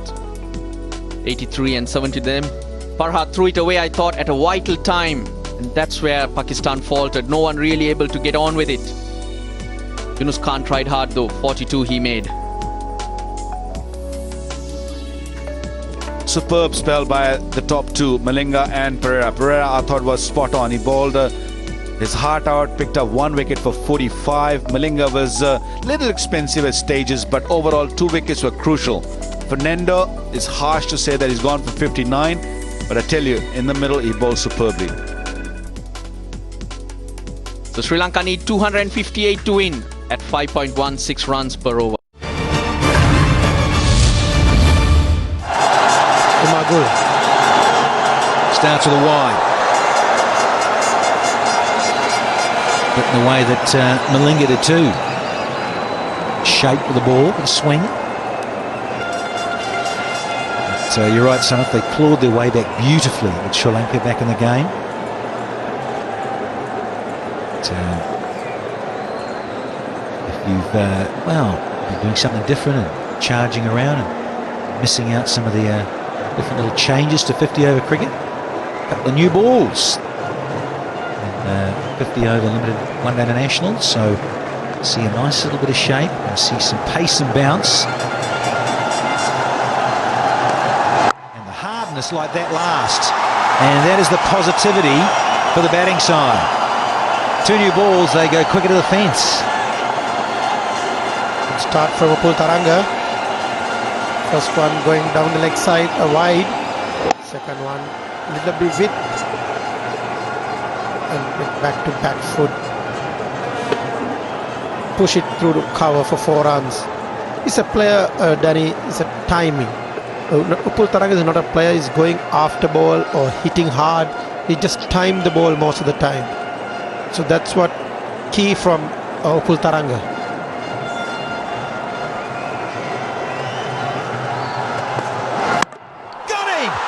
What a start. We've seen a boundary, and then we see the off stump of Taranga disappear. It's that man again, Umar Gul. Beautiful piece of bowling. Off peg out of the ground. Daniel, one of the best balls opening batsman can get. 5 for 1, Sri Lanka. The wonderfully talented Kumar Sangakkara out in the middle very early. Wide first up, so 2 legitimate deliveries gone in this over. It's 5 for 1. Taranga knocked over by an absolute peach of a delivery. Looking for it to come back in, but it held its line. Stunning delivery. And freakily enough, this is Umar Gul's first wicket in this one-day series. Bowled brilliantly during the Test match series, and none for 11 in the first match and none for 35 in the second match. 14 wickets in the Test match series against Sri Lanka, but this is his first in the one-day series, and we're in match number 3. He has simply deserved this one and others. He's in the groove as Umar Gul as we just wait here, just trying to adjust the seats and the seating of the members there for this. Nowhere on the crease, feet don't go, but you can't blame Taranga. This is a wonderful delivery. Sangakkara then, first up. And it should be down, yep, wide down the leg side, very strict indeed. Another extra to the total. Umar Gul with the right ball to Upul Taranga. That was a beauty. Just straighten up a little bit. Straight ball, stump to stump, just going across to Upul Taranga. Those balls, Danny, you can't do much. Earlier on, you just want to stay there and try and occupy the crease, but unfortunately, those balls are wicket-taking balls. All credit to Gul. So, Kumar's underway. Let's wait for the signal, is it? The blade? It is. Off the mark. Yeah, this is just too good. Simply too good. That lovely probing length, and straight enough. He's played well inside it. Well inside it. He was looking for it down a leg stump, sort of midland leg line, was Taranga, and possibly that hint of swing. That's the danger that Gul produces. Left-handers thinking they were looking, they're searching for that bit of in-swing movement, and it wasn't there. It just simply went on with the right arm angles line against the left-handed batsman, and it was just too much of a cracker. The skipper now, he gets to face his first delivery, Dilshan, and he wants a quick single. Oh, it might have been gone. Would have been tight, but he might have just got there. He had to get out of the way. Dilshan, it is, to run the line to get out of the way of the bowler too.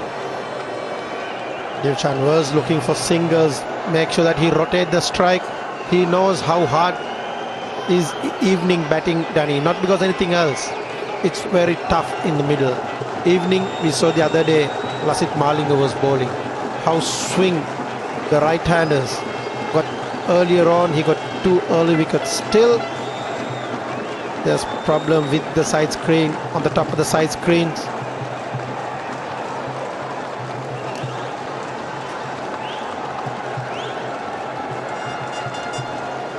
So the fourth umpire, Mr. Hayder, he's just wandering around trying to find out who are the culprits. They're going to have to, can't move. They're sitting there. It's just where the seating is. Maybe it's just something shiny. Maybe the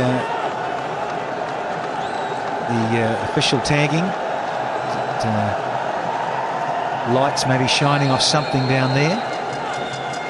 So we'll find out shortly. But Zamir Hayder, the fourth umpire, but there's certainly that seating that is right above the sight screen, which is a little frustrating, and if you move a little bit then it causes problems for the batter with his line of sight. Hesitation, gone. He would have been gone, I reckon, or would have at least been tight, and there's a little bit of confusion out there between Dilshan and Sangakkara. Yeah, they're a little bit panicking at this moment. They just try to rotate their strike, but it's not the best way to get those singles. They have to pick their fielders, one of the best fielders.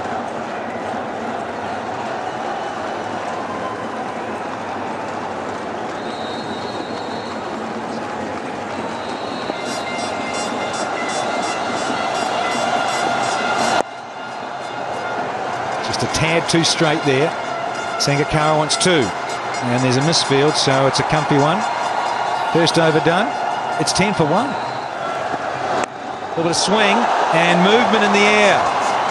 And the outside edge has proved profitable for Dilshan, his first boundary tonight. Sohail Tanvir just try to going across to right-hander most of the time. Haven't seen much coming in, Danny. But Dilshan has to be careful the way he's just walking with the drive. We've got 2 slips in place.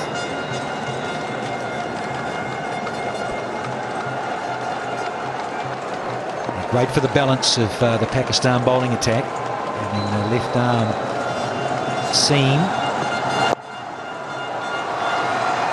With Sohail Tanvir. I saw him here a few years ago playing against the West Indies. So a great IPL back in 2008 as well. So exciting cricketer. He's had his fair share of injuries as well. So good to see him back in Pakistan colours and having a go here in Dubai. So, a little expensive. The best of the 5 for there. Average will always come down. He's a talented individual. With that unique action, that sequencing timing of Tanvir's action, can be quite a difficult customer to pick up early. Yeah, that's right. Especially the left-handers concentrate on coming into left-handers most of the time from Sohail Tanvir. Sangakkara has been playing with him, and he knows that Tanvir doesn't take away from left-hander much. It's coming in most of the time. He will work on the leg side most of the time. There it is, 2 straight, far too straight, and another boundary in this over. At the outside edge from Dilshan just a couple of deliveries ago, and there's already 9 off this over. This is what we were talking about, just coming into the left-hander. Sangakkara, very strong leg side player, worked down to fine leg for 4 runs. Sri Lanka needs these runs earlier on to get some confidence. And Dilshan and Sangakkara. There's that big inward movement in the air and then a little bit more off the seam. But well, apart from an entertainment point of view, Sanath, lots of runs scored at the top, always exciting. Already had the off-stump knocked over of Taranga.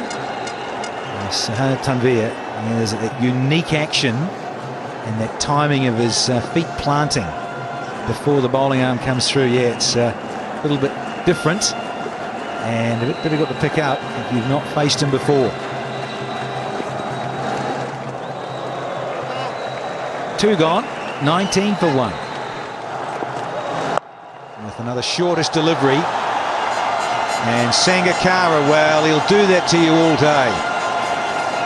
The game has changed quite dramatically. And I think they need to understand the value of being aggressive and sort of remaining in the moment. And just pacing yourself the modern way. That's gone through the legs for 4. More misery for Pakistan, 36 for 1. They need still a lot of work.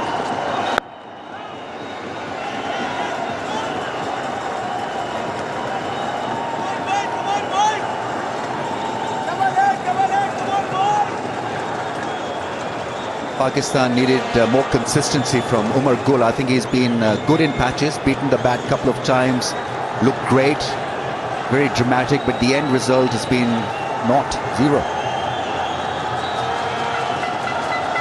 good bowling conditions. They needed Umar Gul to be consistent with his line and direction. He's bowled far too many balls down the leg side, outside the off stump as well. 1 for 19 and 3.1. That from your premier bowler is just not good enough, I'm afraid. There was one special moment though when he bowled a peach of a delivery to have Taranga out. That was an outstanding delivery.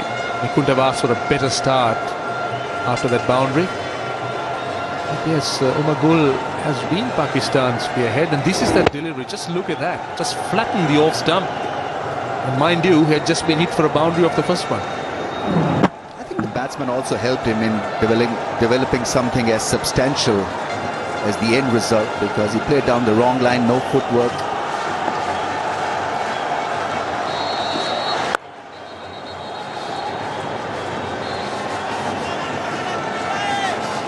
And it's good in a way that he has decided to sit alongside one of the greats, Marwan Atapattu.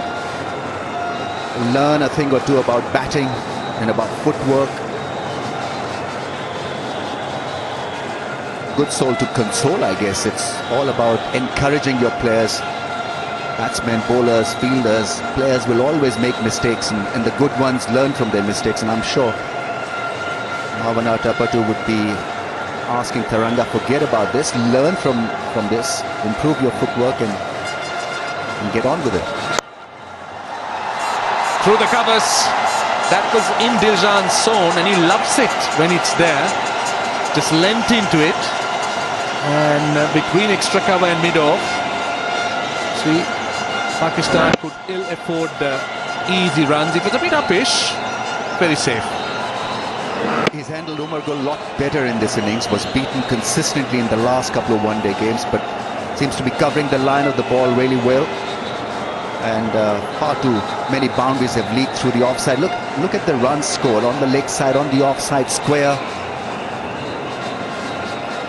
Needed more consistency from Umar Gul. He's going at over 6 and over.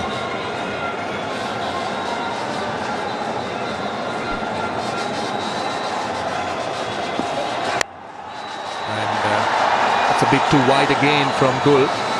That has been his problem. He has not been consistent enough with the tight line. He can bowl those nasty deliveries around that off stump, which takes off, moves just that bit. But sadly, that has been lacking. This is another example. Short and when had Dilshan left it, that would have been a wide. I think he knows it also that he's not getting it right. It can be frustrating because he's a fine bowler. On the day can mesmerize the opposition with his quality of balls. Can swing it, can seam it at pace.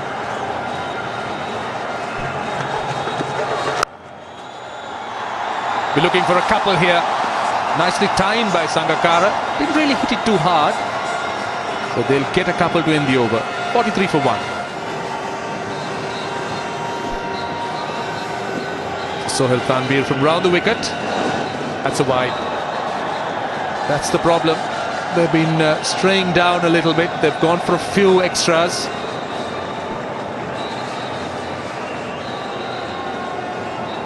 Already 4 wides in just 7 overs. That's not helping Pakistan's cause.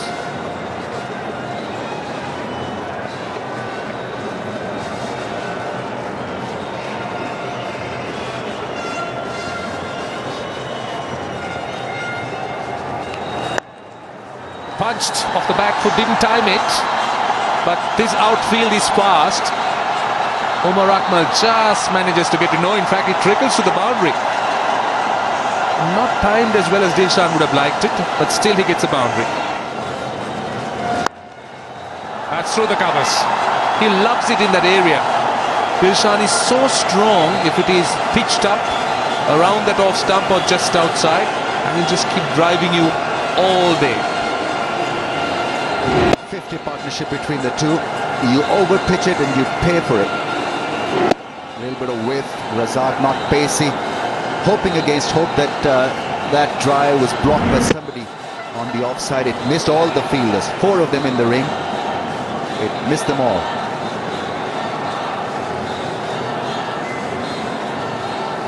He's been off to a smooth start here, Tilakratne Dilshan. Almost run a ball effort. 50 runs of just 51 balls, and so Pakistan on the back foot here.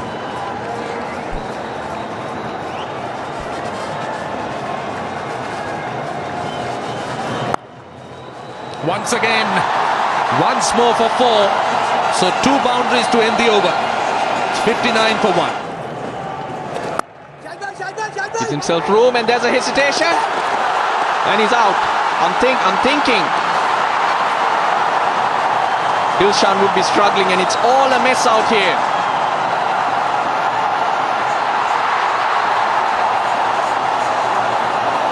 Now we'll have to wait and see what really happened here. Run out opportunity at the batsman's end, and then overthrows at the other. So we'll have to break it down step by step. Well, plenty has happened out there. The chance of a run out, Dilshan is denying it. You can clearly see that, but you never know. It was a direct hit first, and that's what we're going to see first. And if he's in, that's 5 runs. That's important here.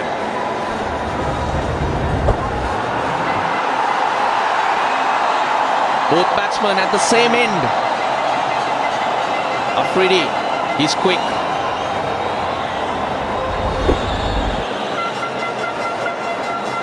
Looks as though he's gloved it, Waqar, but we'll have to have a closer look. Yeah, it seems like that before the ball came into his glove, he gloved to the stumps and the bail just got off. Came off before the ball came into his hand. I don't think we can pick it up from here. But if it was a direct hit, if he's got the ball onto the stumps, Dilshan is short, but you can see that the bail is already off. There we see, and the ball has not yet reached him. It'd be just too much to give out, actually. We never know. It all depends on the umpire, what he feels or what he thinks. It's not up to us. Not out is the call. Lucky break for Sri Lanka. And now the signal will hurt Pakistan even more. If Shafraz Ahmed had done it smartly, Dilshan was short. Big hesitation between the two big guns for Sri Lanka. Since the batsman hadn't crossed and the ball went for 4, it's only 4 runs. 4 runs to Dilshan. I think the most important part is that both these batsmen are still out there. Don't worry about 4 or 5 runs. Here you go. He knocks the bail off before the ball came into his gloves. That's why he survived there.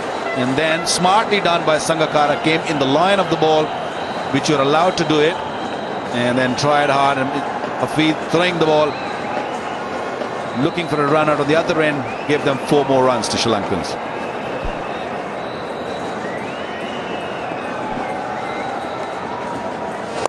Down the track, over the top. 1 bounce for 4. Tilakratne Dilshan taking control. So Dilshan 49, Sangakkara 41. And he gets his 50. Dilshan, an important innings.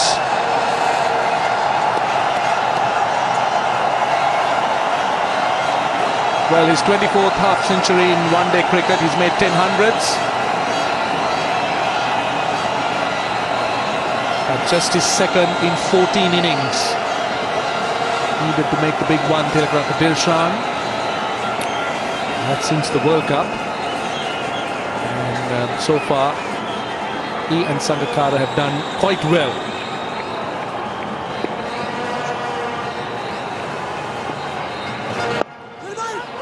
On the bounce. It's 104 for 1.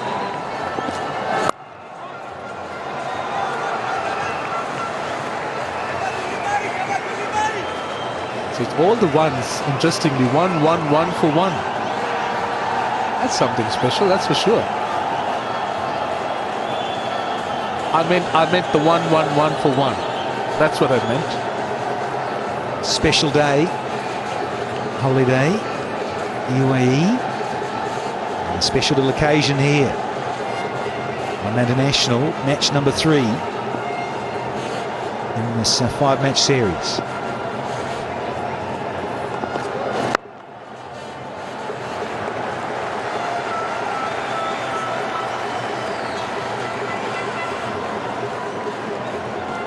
Sri Lankans should make sure that they don't allow this run rate to climb. Now, at the moment, the required run rate is 5.31, well within their grasp, because in modern cricket, T20 cricket, we've seen runs as much as 10 to 11 runs being scored per over in the last 4 to 5 overs. So big run rates are gettable if wickets are in hand.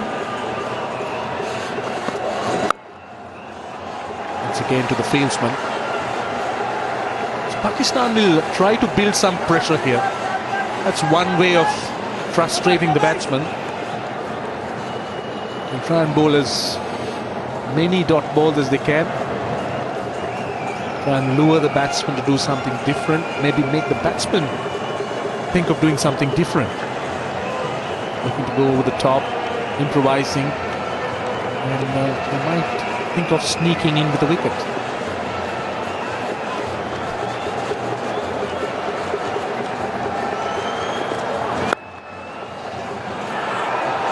Now this is trouble. This is definite trouble. Now this is what we were talking about. Finally a run out. Terrible misunderstanding. Sangakkara is disappointed, but Pakistan, they've got the wicket they wanted, and 1 for 2. Nelson struck, and Sangakkara is furious with Dilshan not running there. He wanted it. He was going with it. He's 5 short of a half century. It is that 1 for 2. Well, the birthday boy, Dinesh Chandimal, is in. He's here because there was a terrible misunderstanding between Sangakkara and Dilshan. There was a possibility that this could have happened before, but it was 111 when Sri Lanka lost the second wicket. And that man, Shahid Afridi, can you keep him out of the action? Direct hit, and Sangakkara was gone. It's a big wicket. Is this the opening Pakistan wanted? Well, Sri Lanka has an unfinished job. Pakistan will want to sneak in with another one if they can. Gulu will bowl to Chandimal. Now they're running again. Dilshan was tentative. Well, there was a run in the end, but I thought Dilshan wasn't ready. Comfortable and, more importantly, off Nelson. Off the 1-1-1. It's easy one here. A little bit of a stuttered start for Dilshan. Now, not been the greatest runner in the world. Between wickets over his career. Shahid Afridi. Can't keep him out of the game. And just what Misbah wanted. Gulon to get a wicket. Well, it's a run out. And another good delivery. Thinking it too. Dilshan wants it. Gonna be quick. And he is in the end. 114 for 2.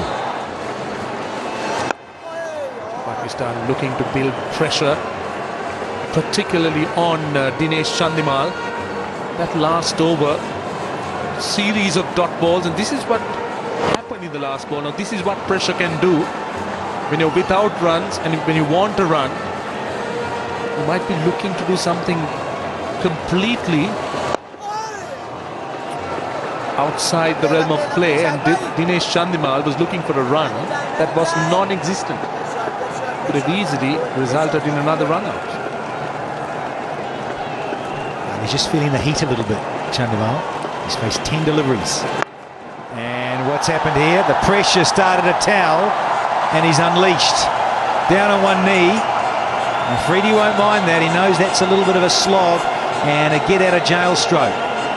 Well, Chandimal is quite capable of shots like that. He is actually very special talent, can play some outrageous shots, just like that. He needs to make sure that his shot selection is right. That's better. That's definitely better. Get a run, and then you follow it up with a single. Yeah, it's a good result for Sri Lanka. He's just pumped that one over mid-wicket, and he's got a single to get off strike. So it's Dilshan receive more of the strike again.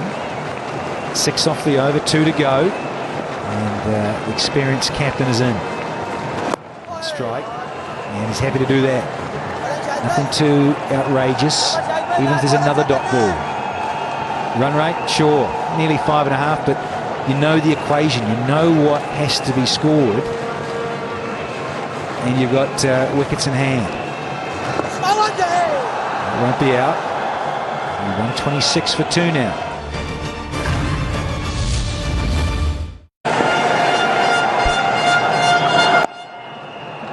Oh, beautifully done. Played it late and into the gap. 133 now, Sri Lanka. Both teams jostling for positions, and this is going to be a delicate part of the game where it'll be cat and mouse kind of a situation. Pakistan looking to pressurize Sri Lanka, and Sri Lanka trying to get off Pakistan's net, courtesy Tilakratne Dilshan. Now he becomes the key for the Lankans now. Oh, ball them round his legs. A little bit of bat and a lot of luck and a lot of smiles. Pakistan have done it.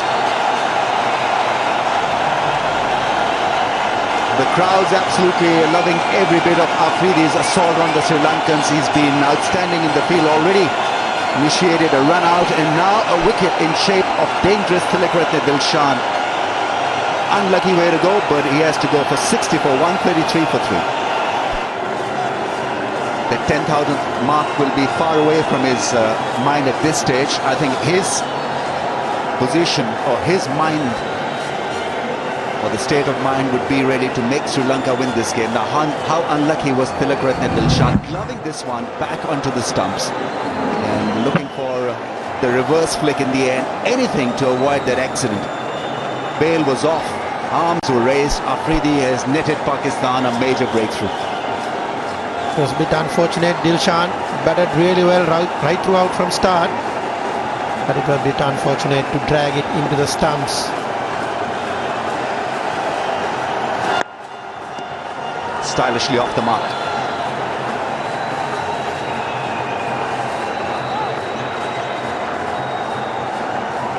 He's been very lucky on that occasion, Shahid Afridi. Had that not touched the gloves, could have been awarded as a wide to the Sri Lankans. Dislodging the bail and dislodging Tilakratne Dilshan. Yeah, Ramesh, earlier on the luck was with Sri Lankans. There were a few run-outs. It was missed. This is the luck came a Pakistani way. So they need that breakthrough badly. Dilshan was batting very well. Chandimal worked down the leg side for a single. After this 6th over in progress, he bowled really well. And Misbah-ul Haq is managing really well. He get it from short spells.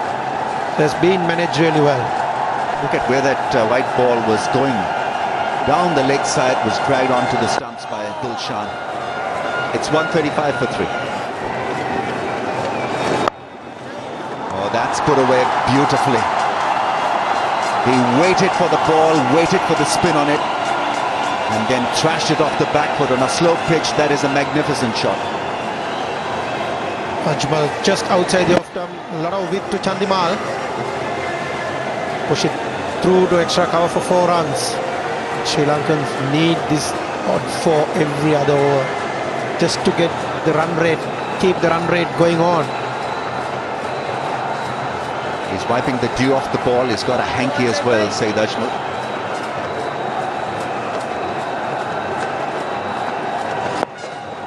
That's more like it. He's got to keep it tight. Chandimal doesn't always read him properly. Was dismissed in one of the earlier games. Tussled him with a dusra. All he has to do now is to rotate the strike. He's hit 1 for 4. Just keep the momentum going. Expose Mahela to the strike because he's beautiful and so calm against spin. Very artistic. It's Played the lap sweep for runs. Good thinking. Umar Gul stops the ball with the boot. 2 runs taken. In fact, it's Sohail Tanveer. Tall, lanky. Handled that one well. Yes, Chandimal is a young player, a lot of potential, and he got opportunity bat number 4 in front of Mahela Jayawardene. So he makes sure that he make use of his place. This is the one he sweep, just paddle sweep between wicket keep and the short fine leg for 2 runs.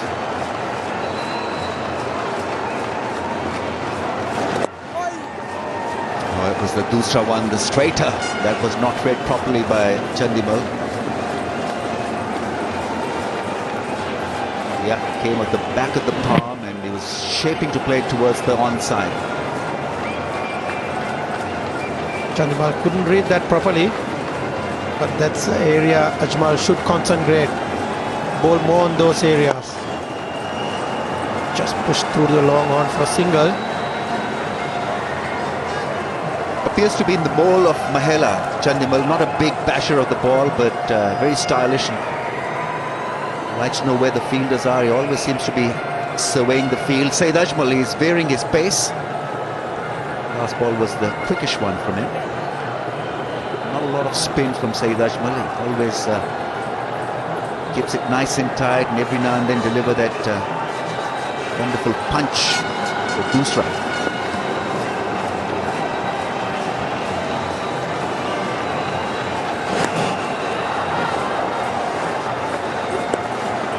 .142 for 3.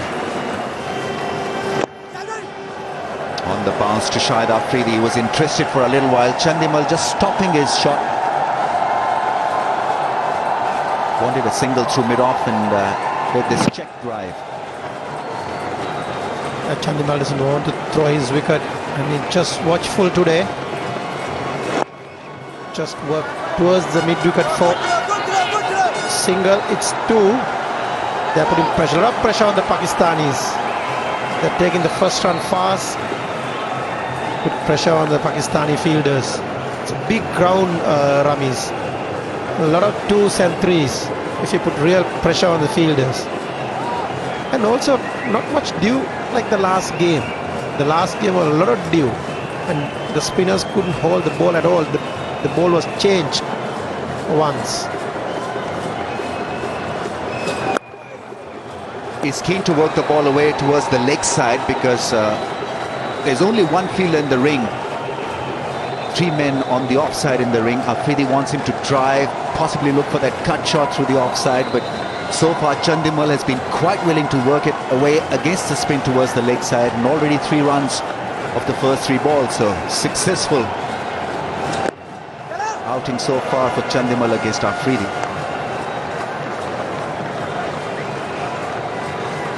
Mahela Jayawardene need to be settled down a little bit. He'll work the ball earlier on, but after he settled down, he played some improvising shots. He got confidence in the last game. He got a 50 and batted well. And he was struggling throughout the series. An educated edge for 4. And the pressure once again on Afridi and on Pakistan. This has been a very good over for the Sri Lankans. I think the pace of Mahela not really will determine the winner from the loser, because he's so important and a critical person in this script. Making good use of the pace of Afridi's straighter one and played it away fine for 4. It was too full and quicker, just outside the off stump. Mahela tried to play the offside.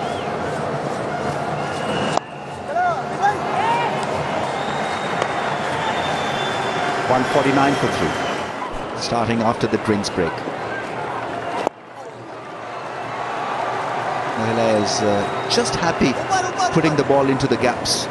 Not worried about muscling the ball for 4s and 6s. I think Sri Lankans have not reached that stage where they look to be desperate. Still can be done in singles and 2s. Yaramis. That's what Mahela Jayawardene is doing. Try and work out the singles. Dinesh Chandimal work towards the leg side. Another single.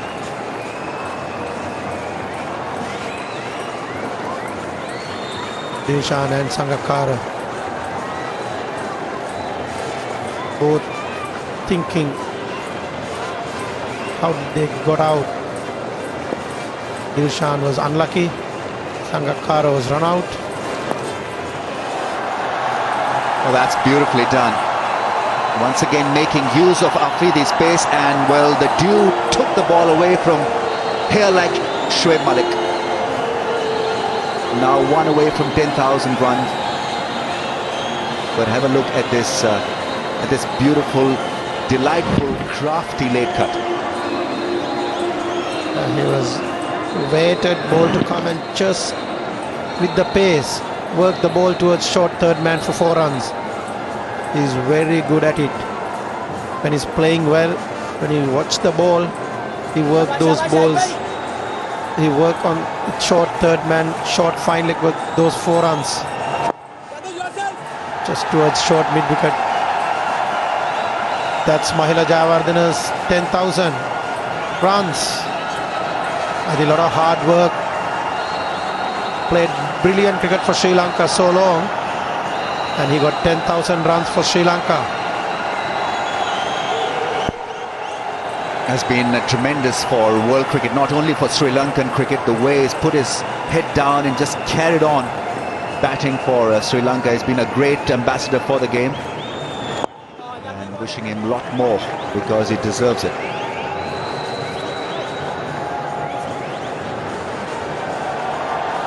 Chandimal is in good company. Mahela Jayawardene just asking him to relax, not worry about the big shots. Now everyone knows what he's achieved. It's on the big screen. Just reached 10,000 one-day runs. It's 160 for 3. And he's going to come around the wicket and make life difficult for the batsman, because he's going to bowl those dusras from around the wicket. If you're not a good player on the onside, which Mahela is, of course, he's a very fine onside player. Wide. Should be wide. Yes, wide. What was he appealing for? He was quite excited, Said Ajmal. Didn't touch anything, so it was a wide. Trying to bluff the umpire. Yeah, that's the only explanation. Maybe it just clipped the thigh, I don't know. But extra ball for Sri Lanka. Oh, very well bowled, very well bowled. Now they're asking for the stumping. Now he's gone upstairs. This could be critical. Let's see. Well, Sarfraz Ahmed Young, the wicketkeeper, is very confident that Mahela had something to do with the... Ooh, just came back, isn't it? It just seemed like that he's going to land over the line, but just pull his foot back. Oh, he's in the air maybe. Maybe he's in the air. It's going to be a very tight one here. Tough one for the third umpire. Get the feeling he just grounded his foot from that angle. Let's see. Oh, the feeling is just in, but third umpire has a really, really tough one.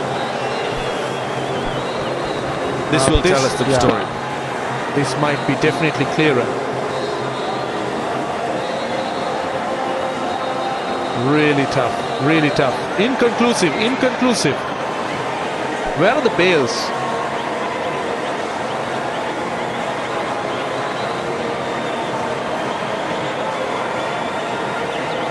Tough one, tough one.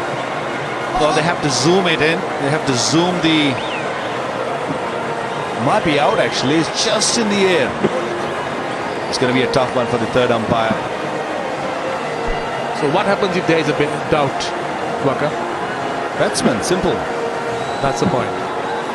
Even if it's the third umpire, there is a doubt, has to go to the batsman. So, but here, not conclusive. Really tough one. Really tough one.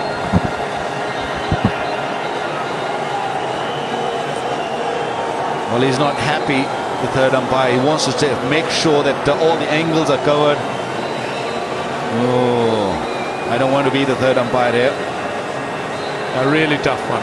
Really tough one. I think he's in.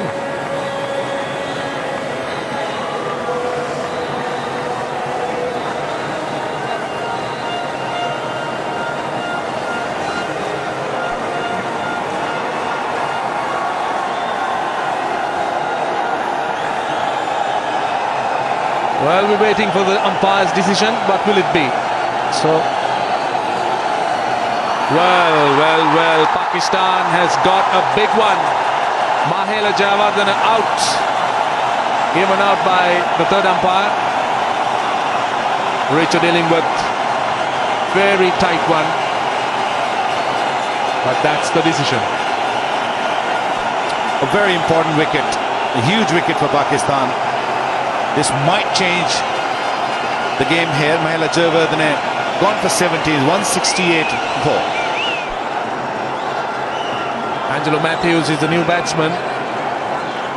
Pakistan getting a wicket off the first legitimate delivery of the power plays. The first one was a wide, the next one was stumped, though it was not conclusive. It was a tough call. Well, we've seen Saeed Ajmal bowling this kind of delivery many a time, but to tell you, there was one hell of a stumping.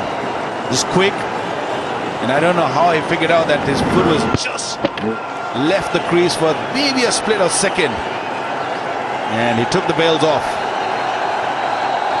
It was inconclusive. Very, very tight.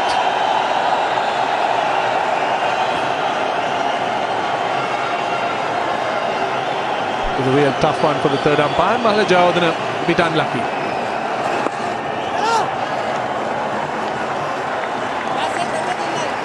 Yeah, let's have a look at it once more with the zoomer on, which the umpire saw the last bit, and maybe we can just talk on that and see.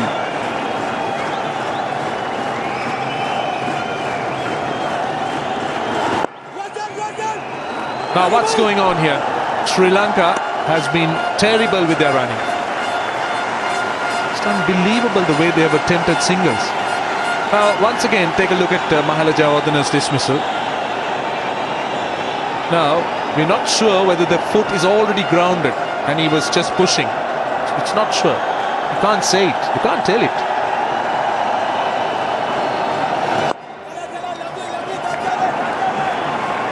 He was just pushing his foot back. So was it already on the ground? One couldn't really tell. Well, I agreed with you to an extent that when the foot just touched the ground, it might have been just touching because we couldn't really see exactly if the foot has just touched or not. But when you press the foot, that's when you see it's bending. So by then, the bails were off. So I think that's what umpire thought. This is very well bowled. Ajmal can be a real threat, real challenge. That's what he did with Jayawardene's wicket. See, he might be touching the ground at that point, but he's still pushing just to make sure. And you see that the toe is bending. So was he touching the ground at that point?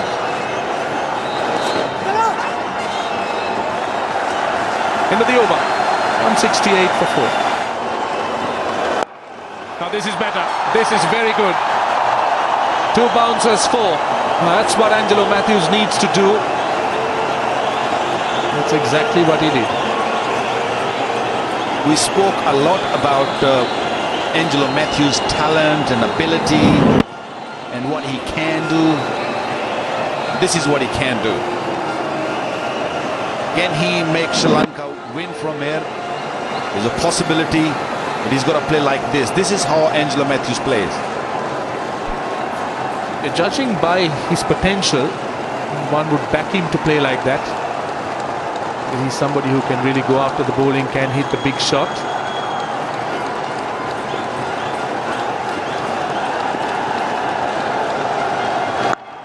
Can't allow the Pakistan bowlers to dictate too much of terms, because Saeed Ajmal is creating a lot of problems at the other end. One making offside Ajmal has been difficult, so they need to look at the opposite end if they can.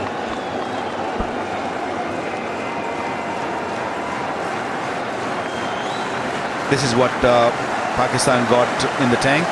Umar Gul still got 4 overs. Razak has bowled 4, bowled really well. I think it's more about Saeed Ajmal and Afridi.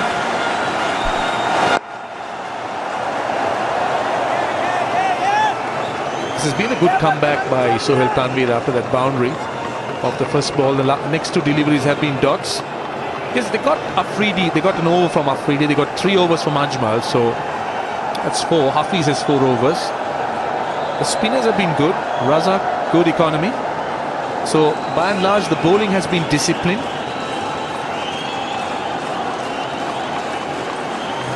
That's the challenge for Sri Lanka because Pakistan has been steady.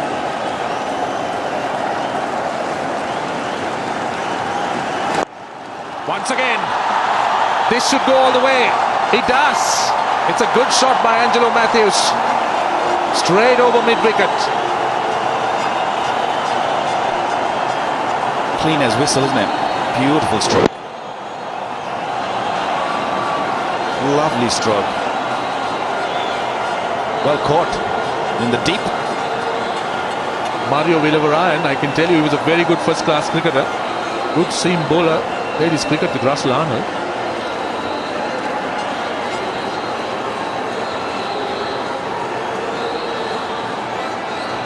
No doubt that he held it with both hands. He's a good fielder.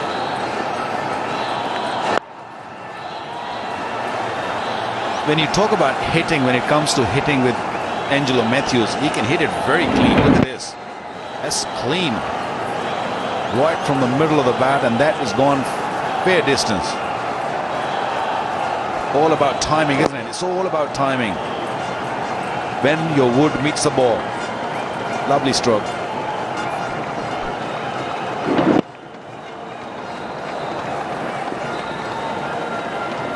Watched the ball onto the bat and just whipped it with the inward movement of Sohail Tanvir.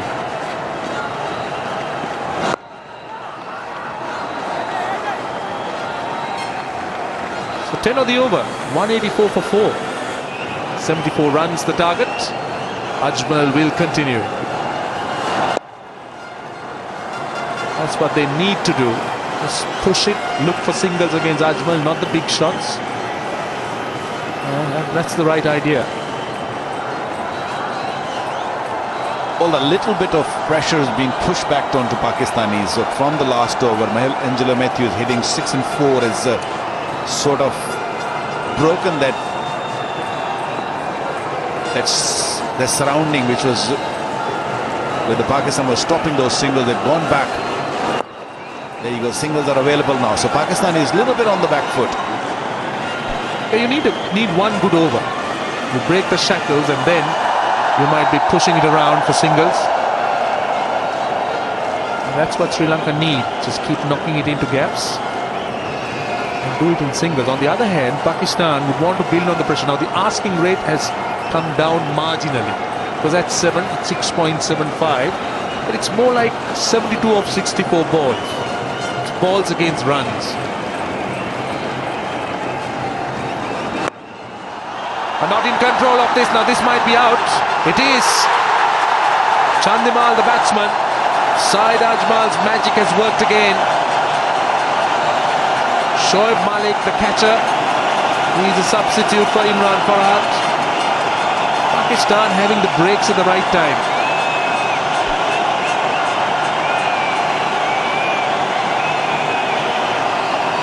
Yeah, needed that wicket, Pakistan. Youngster played extremely well. Chandimal gone for 31. It's 186 for 5. Lasit Malinga has been promoted in the batting order. He has a strike rate of just under 80. Obviously, he's been sent with the license to go after the bowling. Well, the idea was right from Chandimal. This was a dusra. He was looking to go over the top of extra cover or top of cover. Couldn't really get close to the ball, close enough. That's why he couldn't control that shot.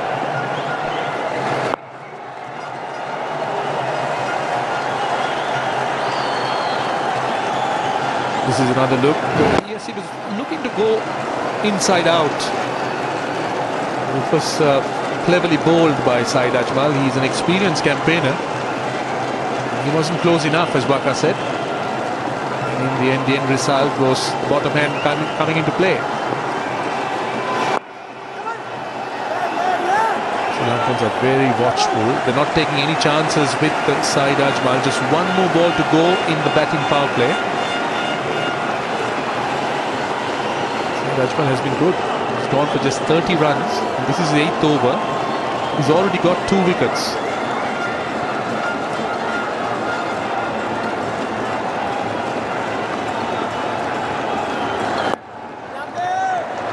.186 for 5. It's the one that turned, in a way. Afridi didn't want that one to turn. It should have just gone on and hit off stump, but it's just turned a bit. Hello, Russell. Good day. Exciting times. How close was that? Well, he's not going to hang around looking at many more. He's had a look. Lasith Malinga, he's here for a reason. Big shout. Nip back and sliding, and there's the slow death. The finger does come up in the end, and they can challenge if they so wish for a review. It looked pretty straight, Danny, and it was the slider from Afridi. But Lasith Malinga not sure of the height. He reckons it's hit him a little high. After a word to Matthews, he decides to check that out. I reckon it turned a little bit more than we think. Just want to have a look at this. Richard Gillingworth upstairs. You want to have a really good look at this. Just want to tick that box. That's all fine, the front foot. And then we're just going to see where it pitches, turns, how much does it go? Is it sliding too much? It's hitting him quite high. From the back of the hand, the usual one that just keeps sliding through. Definitely will have to have another look at that one.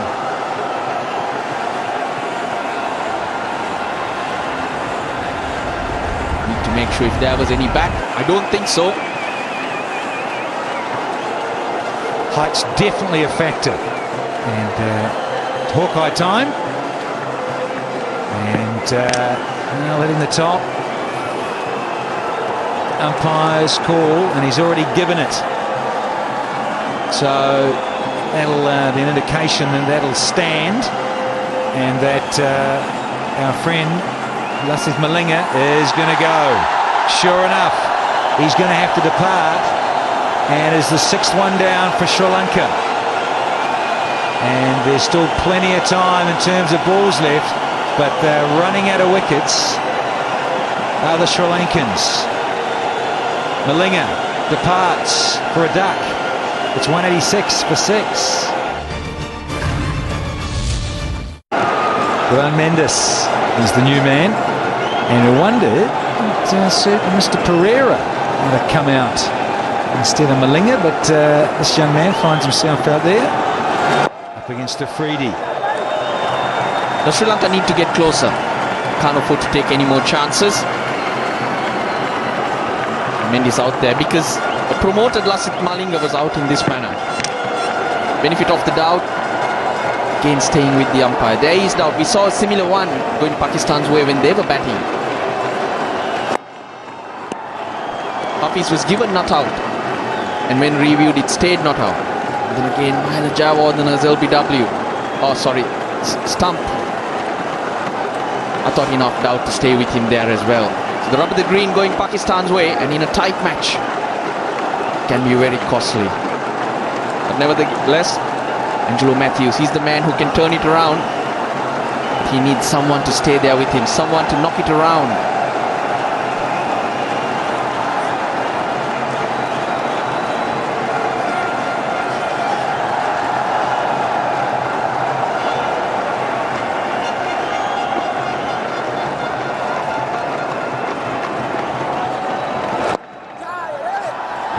Called yes and then said no.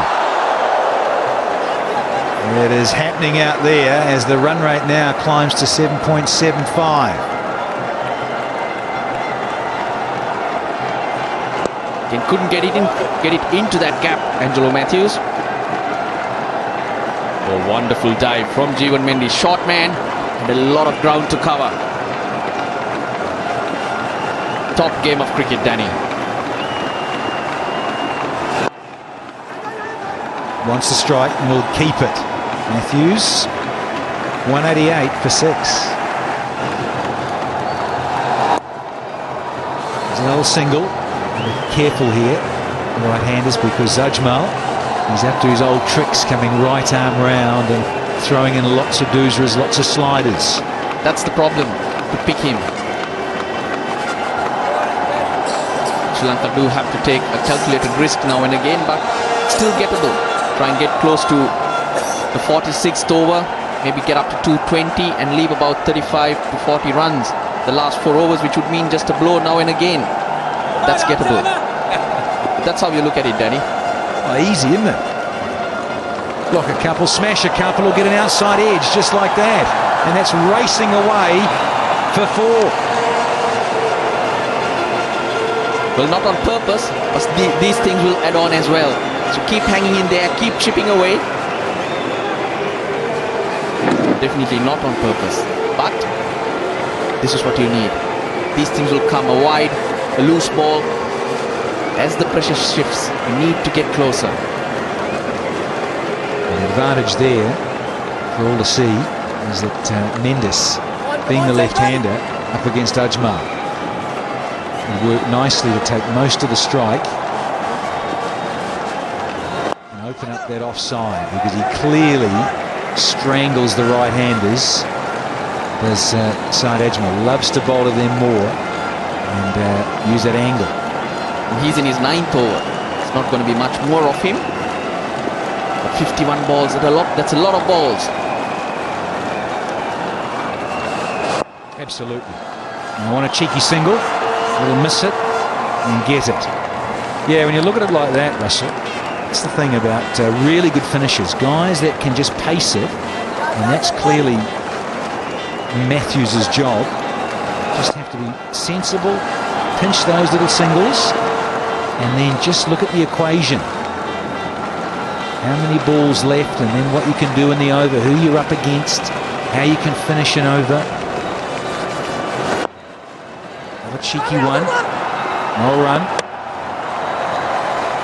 Get plenty of runs. This is what they need to do. The closer they get, the pressure will turn. And also be aware that to get yourself out of the way at all the time. Because this was 2 balls ago. Look at that roll. There was no one backing up. The fielder on the line. Mendes gets in the way. Another run there. Oh, I love you living and breathing it. Russell Arnold. 7 off this over. Leading edge, and that's all it'll be. But it means Matthews is on strike. 195 for 6. Right on target is good. He asked him lots of questions from Matthews, bowling wicket to wicket. The idea is, of course, to get off strike, but what does he do? No option. That's real good cricket from Umar Gul.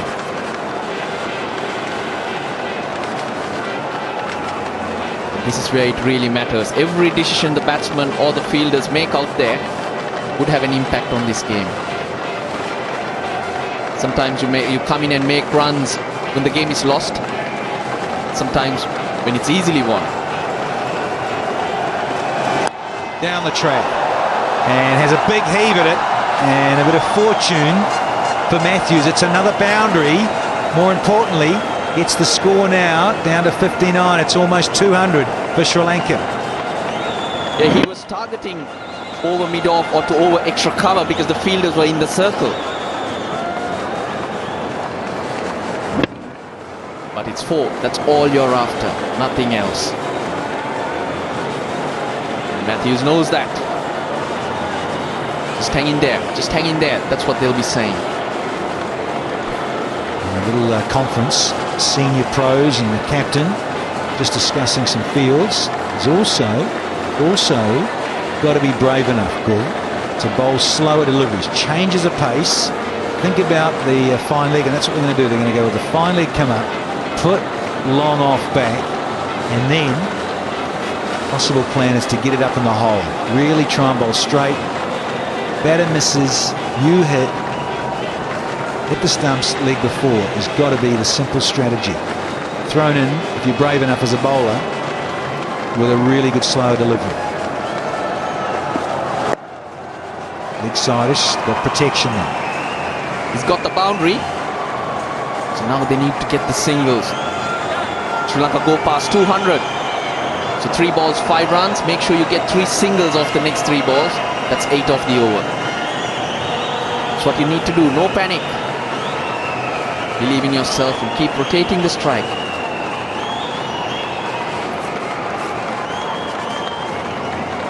It's taken a while. It's the slowest, in fact, of the 50s for Sri Lanka. That's what you want to come quicker, because 30 of that was in the batting power play.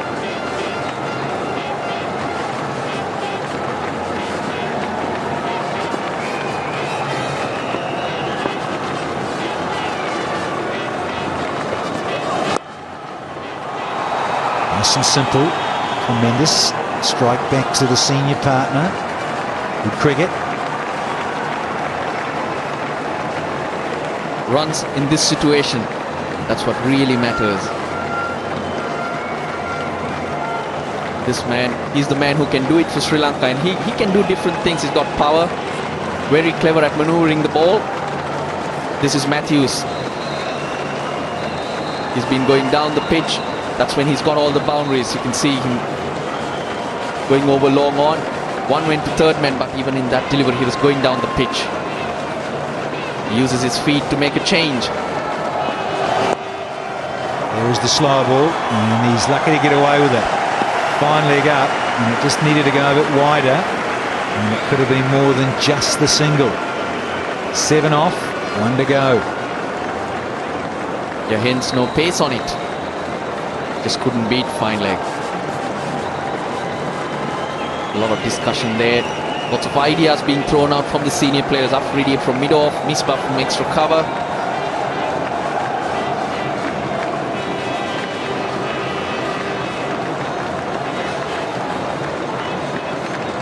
Partnership 16 or 15. Shorter one and beautifully played. Lovely stuff, deft touch, got to come back for 2. And has it gone for 4? It has. What an absolute bonus, because Ajmal couldn't haul it in. 11 off, it's 206 for 6. There's the delay in the action. It's short. And they'll get 2 comfortably. So 42 from 35. Suddenly you just find the fence a couple of times, and if you really get it sweet, get it over for 6, and then it is a little bit more nervy for the fielding side. Tension starting to mount in these death overs. He's trying to drive that ball a bit more. It's well bowled. Really well bowled. Dot balls at this stage are gold. You notice most of the fielders are 10 yards in from the boundary line, because they do sense that Jeevan Mendes is not going to clear the boundary, but he's good at hitting the gaps, and they're running hard so that they can get in quick to the ball.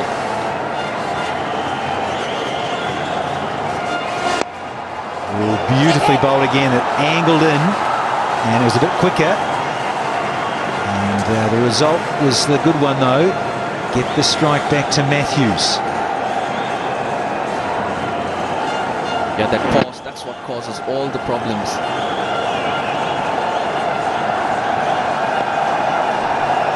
.1. Matthews, does he go here? Does he back himself and says, I've got time, plenty of balls, but do I go here? No, Danny. He should just knock it around. Get closer. Take the game to the last 2 or 3 overs.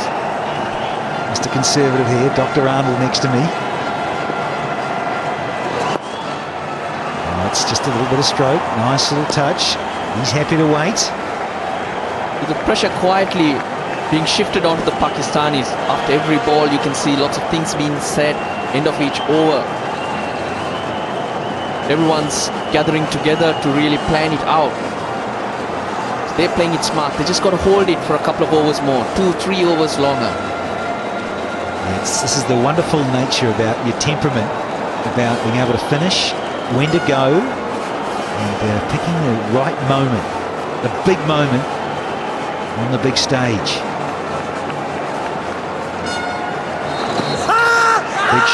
Big shout, and he's been given. Wow, no more reviews, so he has to go, Mendes. They did go a long way across, Jivan Mendes. When you do that, you know you can't miss it. Fair enough option though, but a shame for Mendes. He's missed the ball.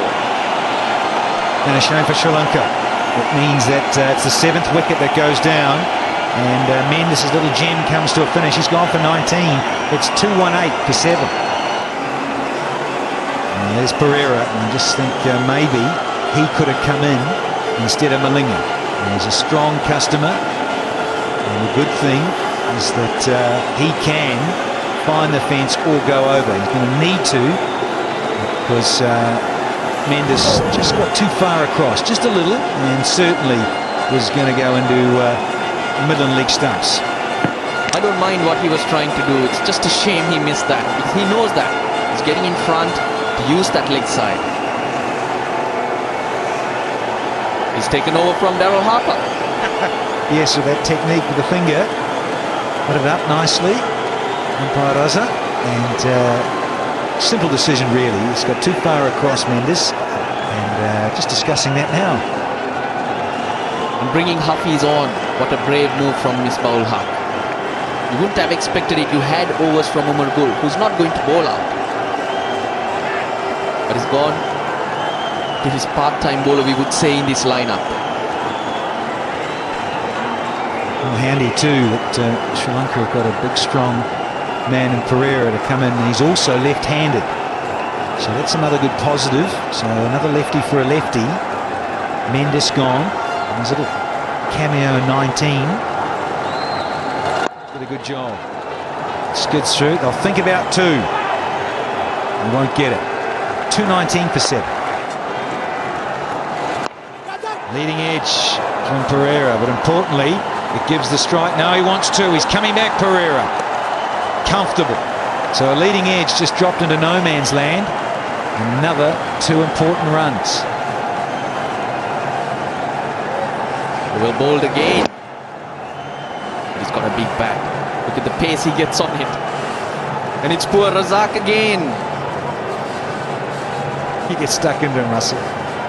One of the old boys. Pakistan lineup. Oh, confusion. And sent back. The easy way to look at this is for each batsman to think, I just need to get 20 runs. Rather than looking at what's needed, 37 of 28 balls. Very capable Thisara Pereira of getting 15 to 20 runs. That's all Sri Lanka need. Try and make this, the way you look at it, as simple as possible.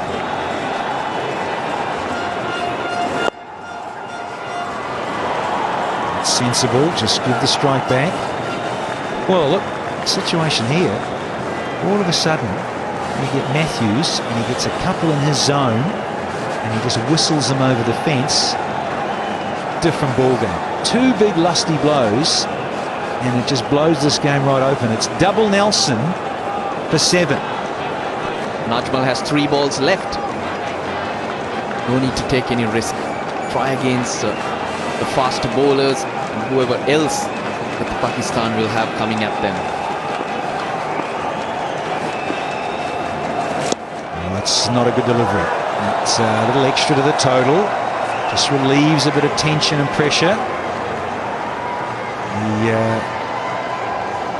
just sense it and feel it a bit. The ball's now got a bit more wet, so out comes the rag. Just swap the balls. And also the glare at the wicket keeper. They just got a dry ball, and Ajmal would have been able to do a little bit more, and that might be a reason he's been brought in too. Bowl with the dry one.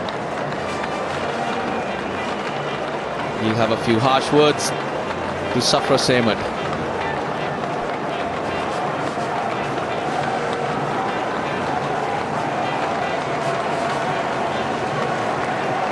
Matthews has a good look at the field.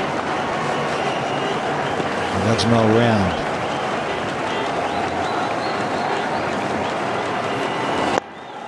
A little bit fuller and watchful. And again, that ball all the way along the ground, getting a bit wet. 2 to go in this over. 5 off with the wide. The batsmen also need to be aware of what the dew can do to the ball. It's not going to grip, but it will slide through, it will skid through.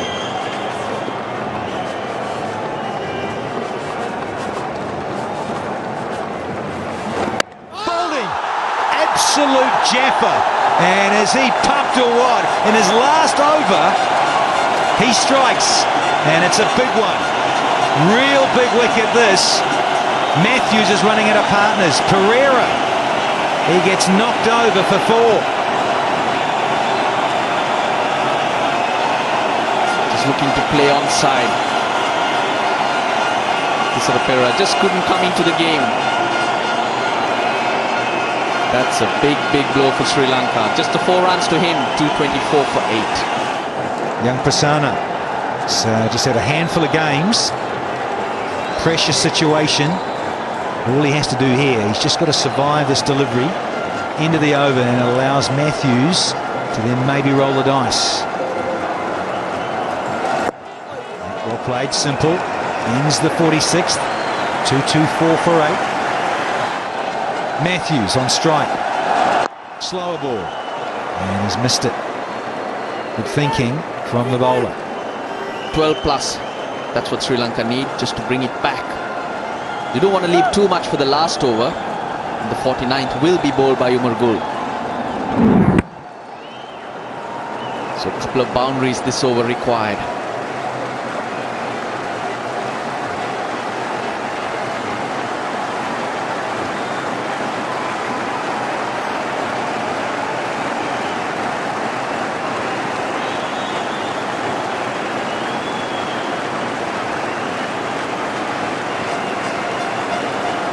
Prasanna can't get off strike. He's blocked the last 4 deliveries he's faced. He's still not got off the mark. He's faced 6 balls. Of course, he kicked one and got off strike. Again, very wide of the crease, so close. But well bowled by Tanvir. No more chance for Sikuge Prasanna. Extremely unique action.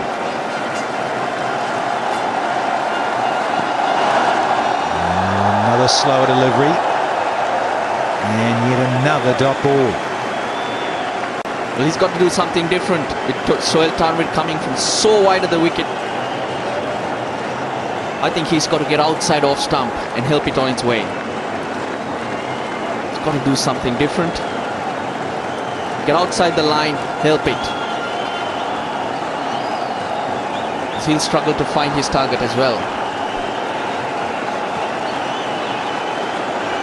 Third man's come up. Fine leg still up. It's a lovely blow, and it's gone for 4. Just what Sri Lanka needed. A good blow from Sikuge Prasanna, but the skipper, he let it through. It's quite a bit of dew and the ball would have skidded off the ground. Got underneath him.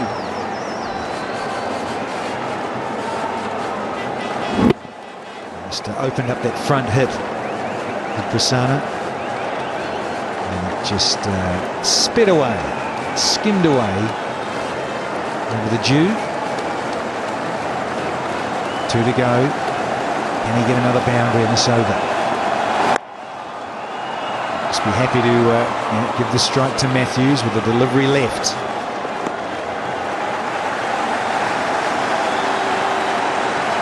"13 balls and 25 needed." It's a massive ball in this game, the next one. It's all about how you feel and how you think out there. So a boundary here, or even a 6. I mean, we're hoping for the best. It's getting so difficult for Sri Lanka. You are, aren't you?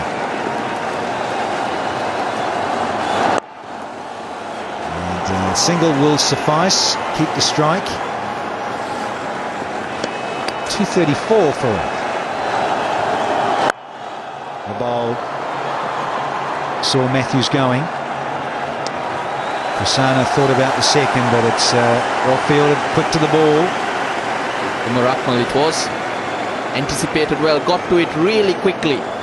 But here Umar Gul, even better, followed Matthews. It's not gone to plan for Sri Lanka.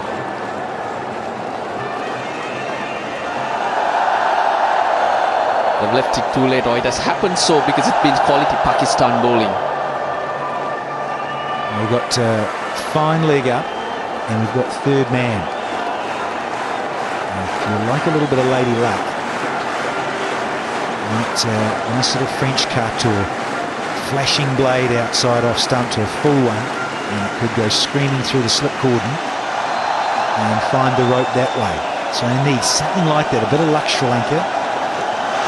Slower one, hoisted away, and it's that man again. Take a bow, Side Afridi. Can't keep him out of the game. And the 9th one goes down for the men in blue.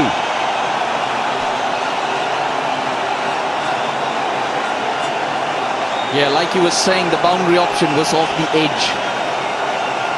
Not the big hit. Struggling to clear the ground. Sikwe Prasanna, just the 5 runs to him. Sri Lanka 235 for 9.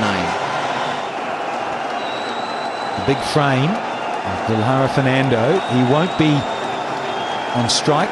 Crossed, and Prasanna tried to belt one over the fence.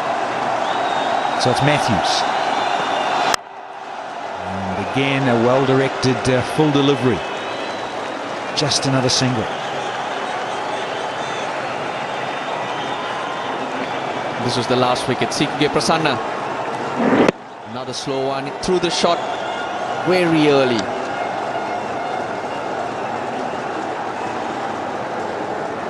Straight into Afridi's palms. But backing himself, Umar Gul with the slow one and giving him length. We were talking about rotating the strike and getting Matthews on strike. But interesting stat here, Danny. Last 33 balls, Matthews has just faced 11 balls and scored 11 runs. Yeah, it tells a story, that doesn't it? Just couldn't get enough of the strike, Angelo Matthews. So wanting to have another look at these bats. About the 4th time, he's had a look and a bit of a chat. Randeev running out the blades. With Dilhara Fernando about to face his first delivery. Yunus Khan at mid-off, just having a chat with the bowler on the edge of the 30-metre circle. Another slower one. No, got it up there. Thought about a slower one. He's bowled them beautifully tonight. He hit it hard. Dilhara Fernando did hit it hard. But look at it, into the ground. Goes nowhere.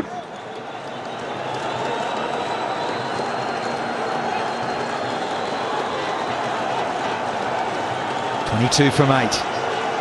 Just getting it a bit steeper with every delivery. And just again in more discussion. We've got Misbah waving his arms, moving the field.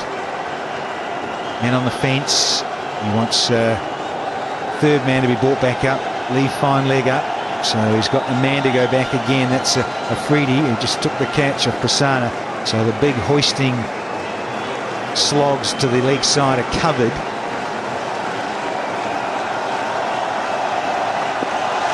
Bowling, it's all over. And there goes Umar Gul on a victory lap. Oh, big broad smile for Umar Gul, who finishes the job and picks up his 3rd wicket. Big smiles for Mohsin Khan, the coach, and lots of high fives for the Pakistan team. Fernando had to go for glory. They were running out of deliveries. Quick, straightish at the pads, gave himself room, Fernando, and it just cannoned back off those big legs and onto the stumps. Yeah, they were feeling the pressure, Pakistan, and they've come through. They were 1-0 up, then it was 1 apiece on Monday, and now this Friday it is 2-1 to Pakistan. 64 to the captain Dilshan and 45 to Sangakkara with the big standouts. Chandramal on his 22nd birthday couldn't go on past 31, and Jawardner got a start, got to 17 and then was out-stumped. Matthews left high and dry, they're 32 not out, and the tail just couldn't hang in there enough.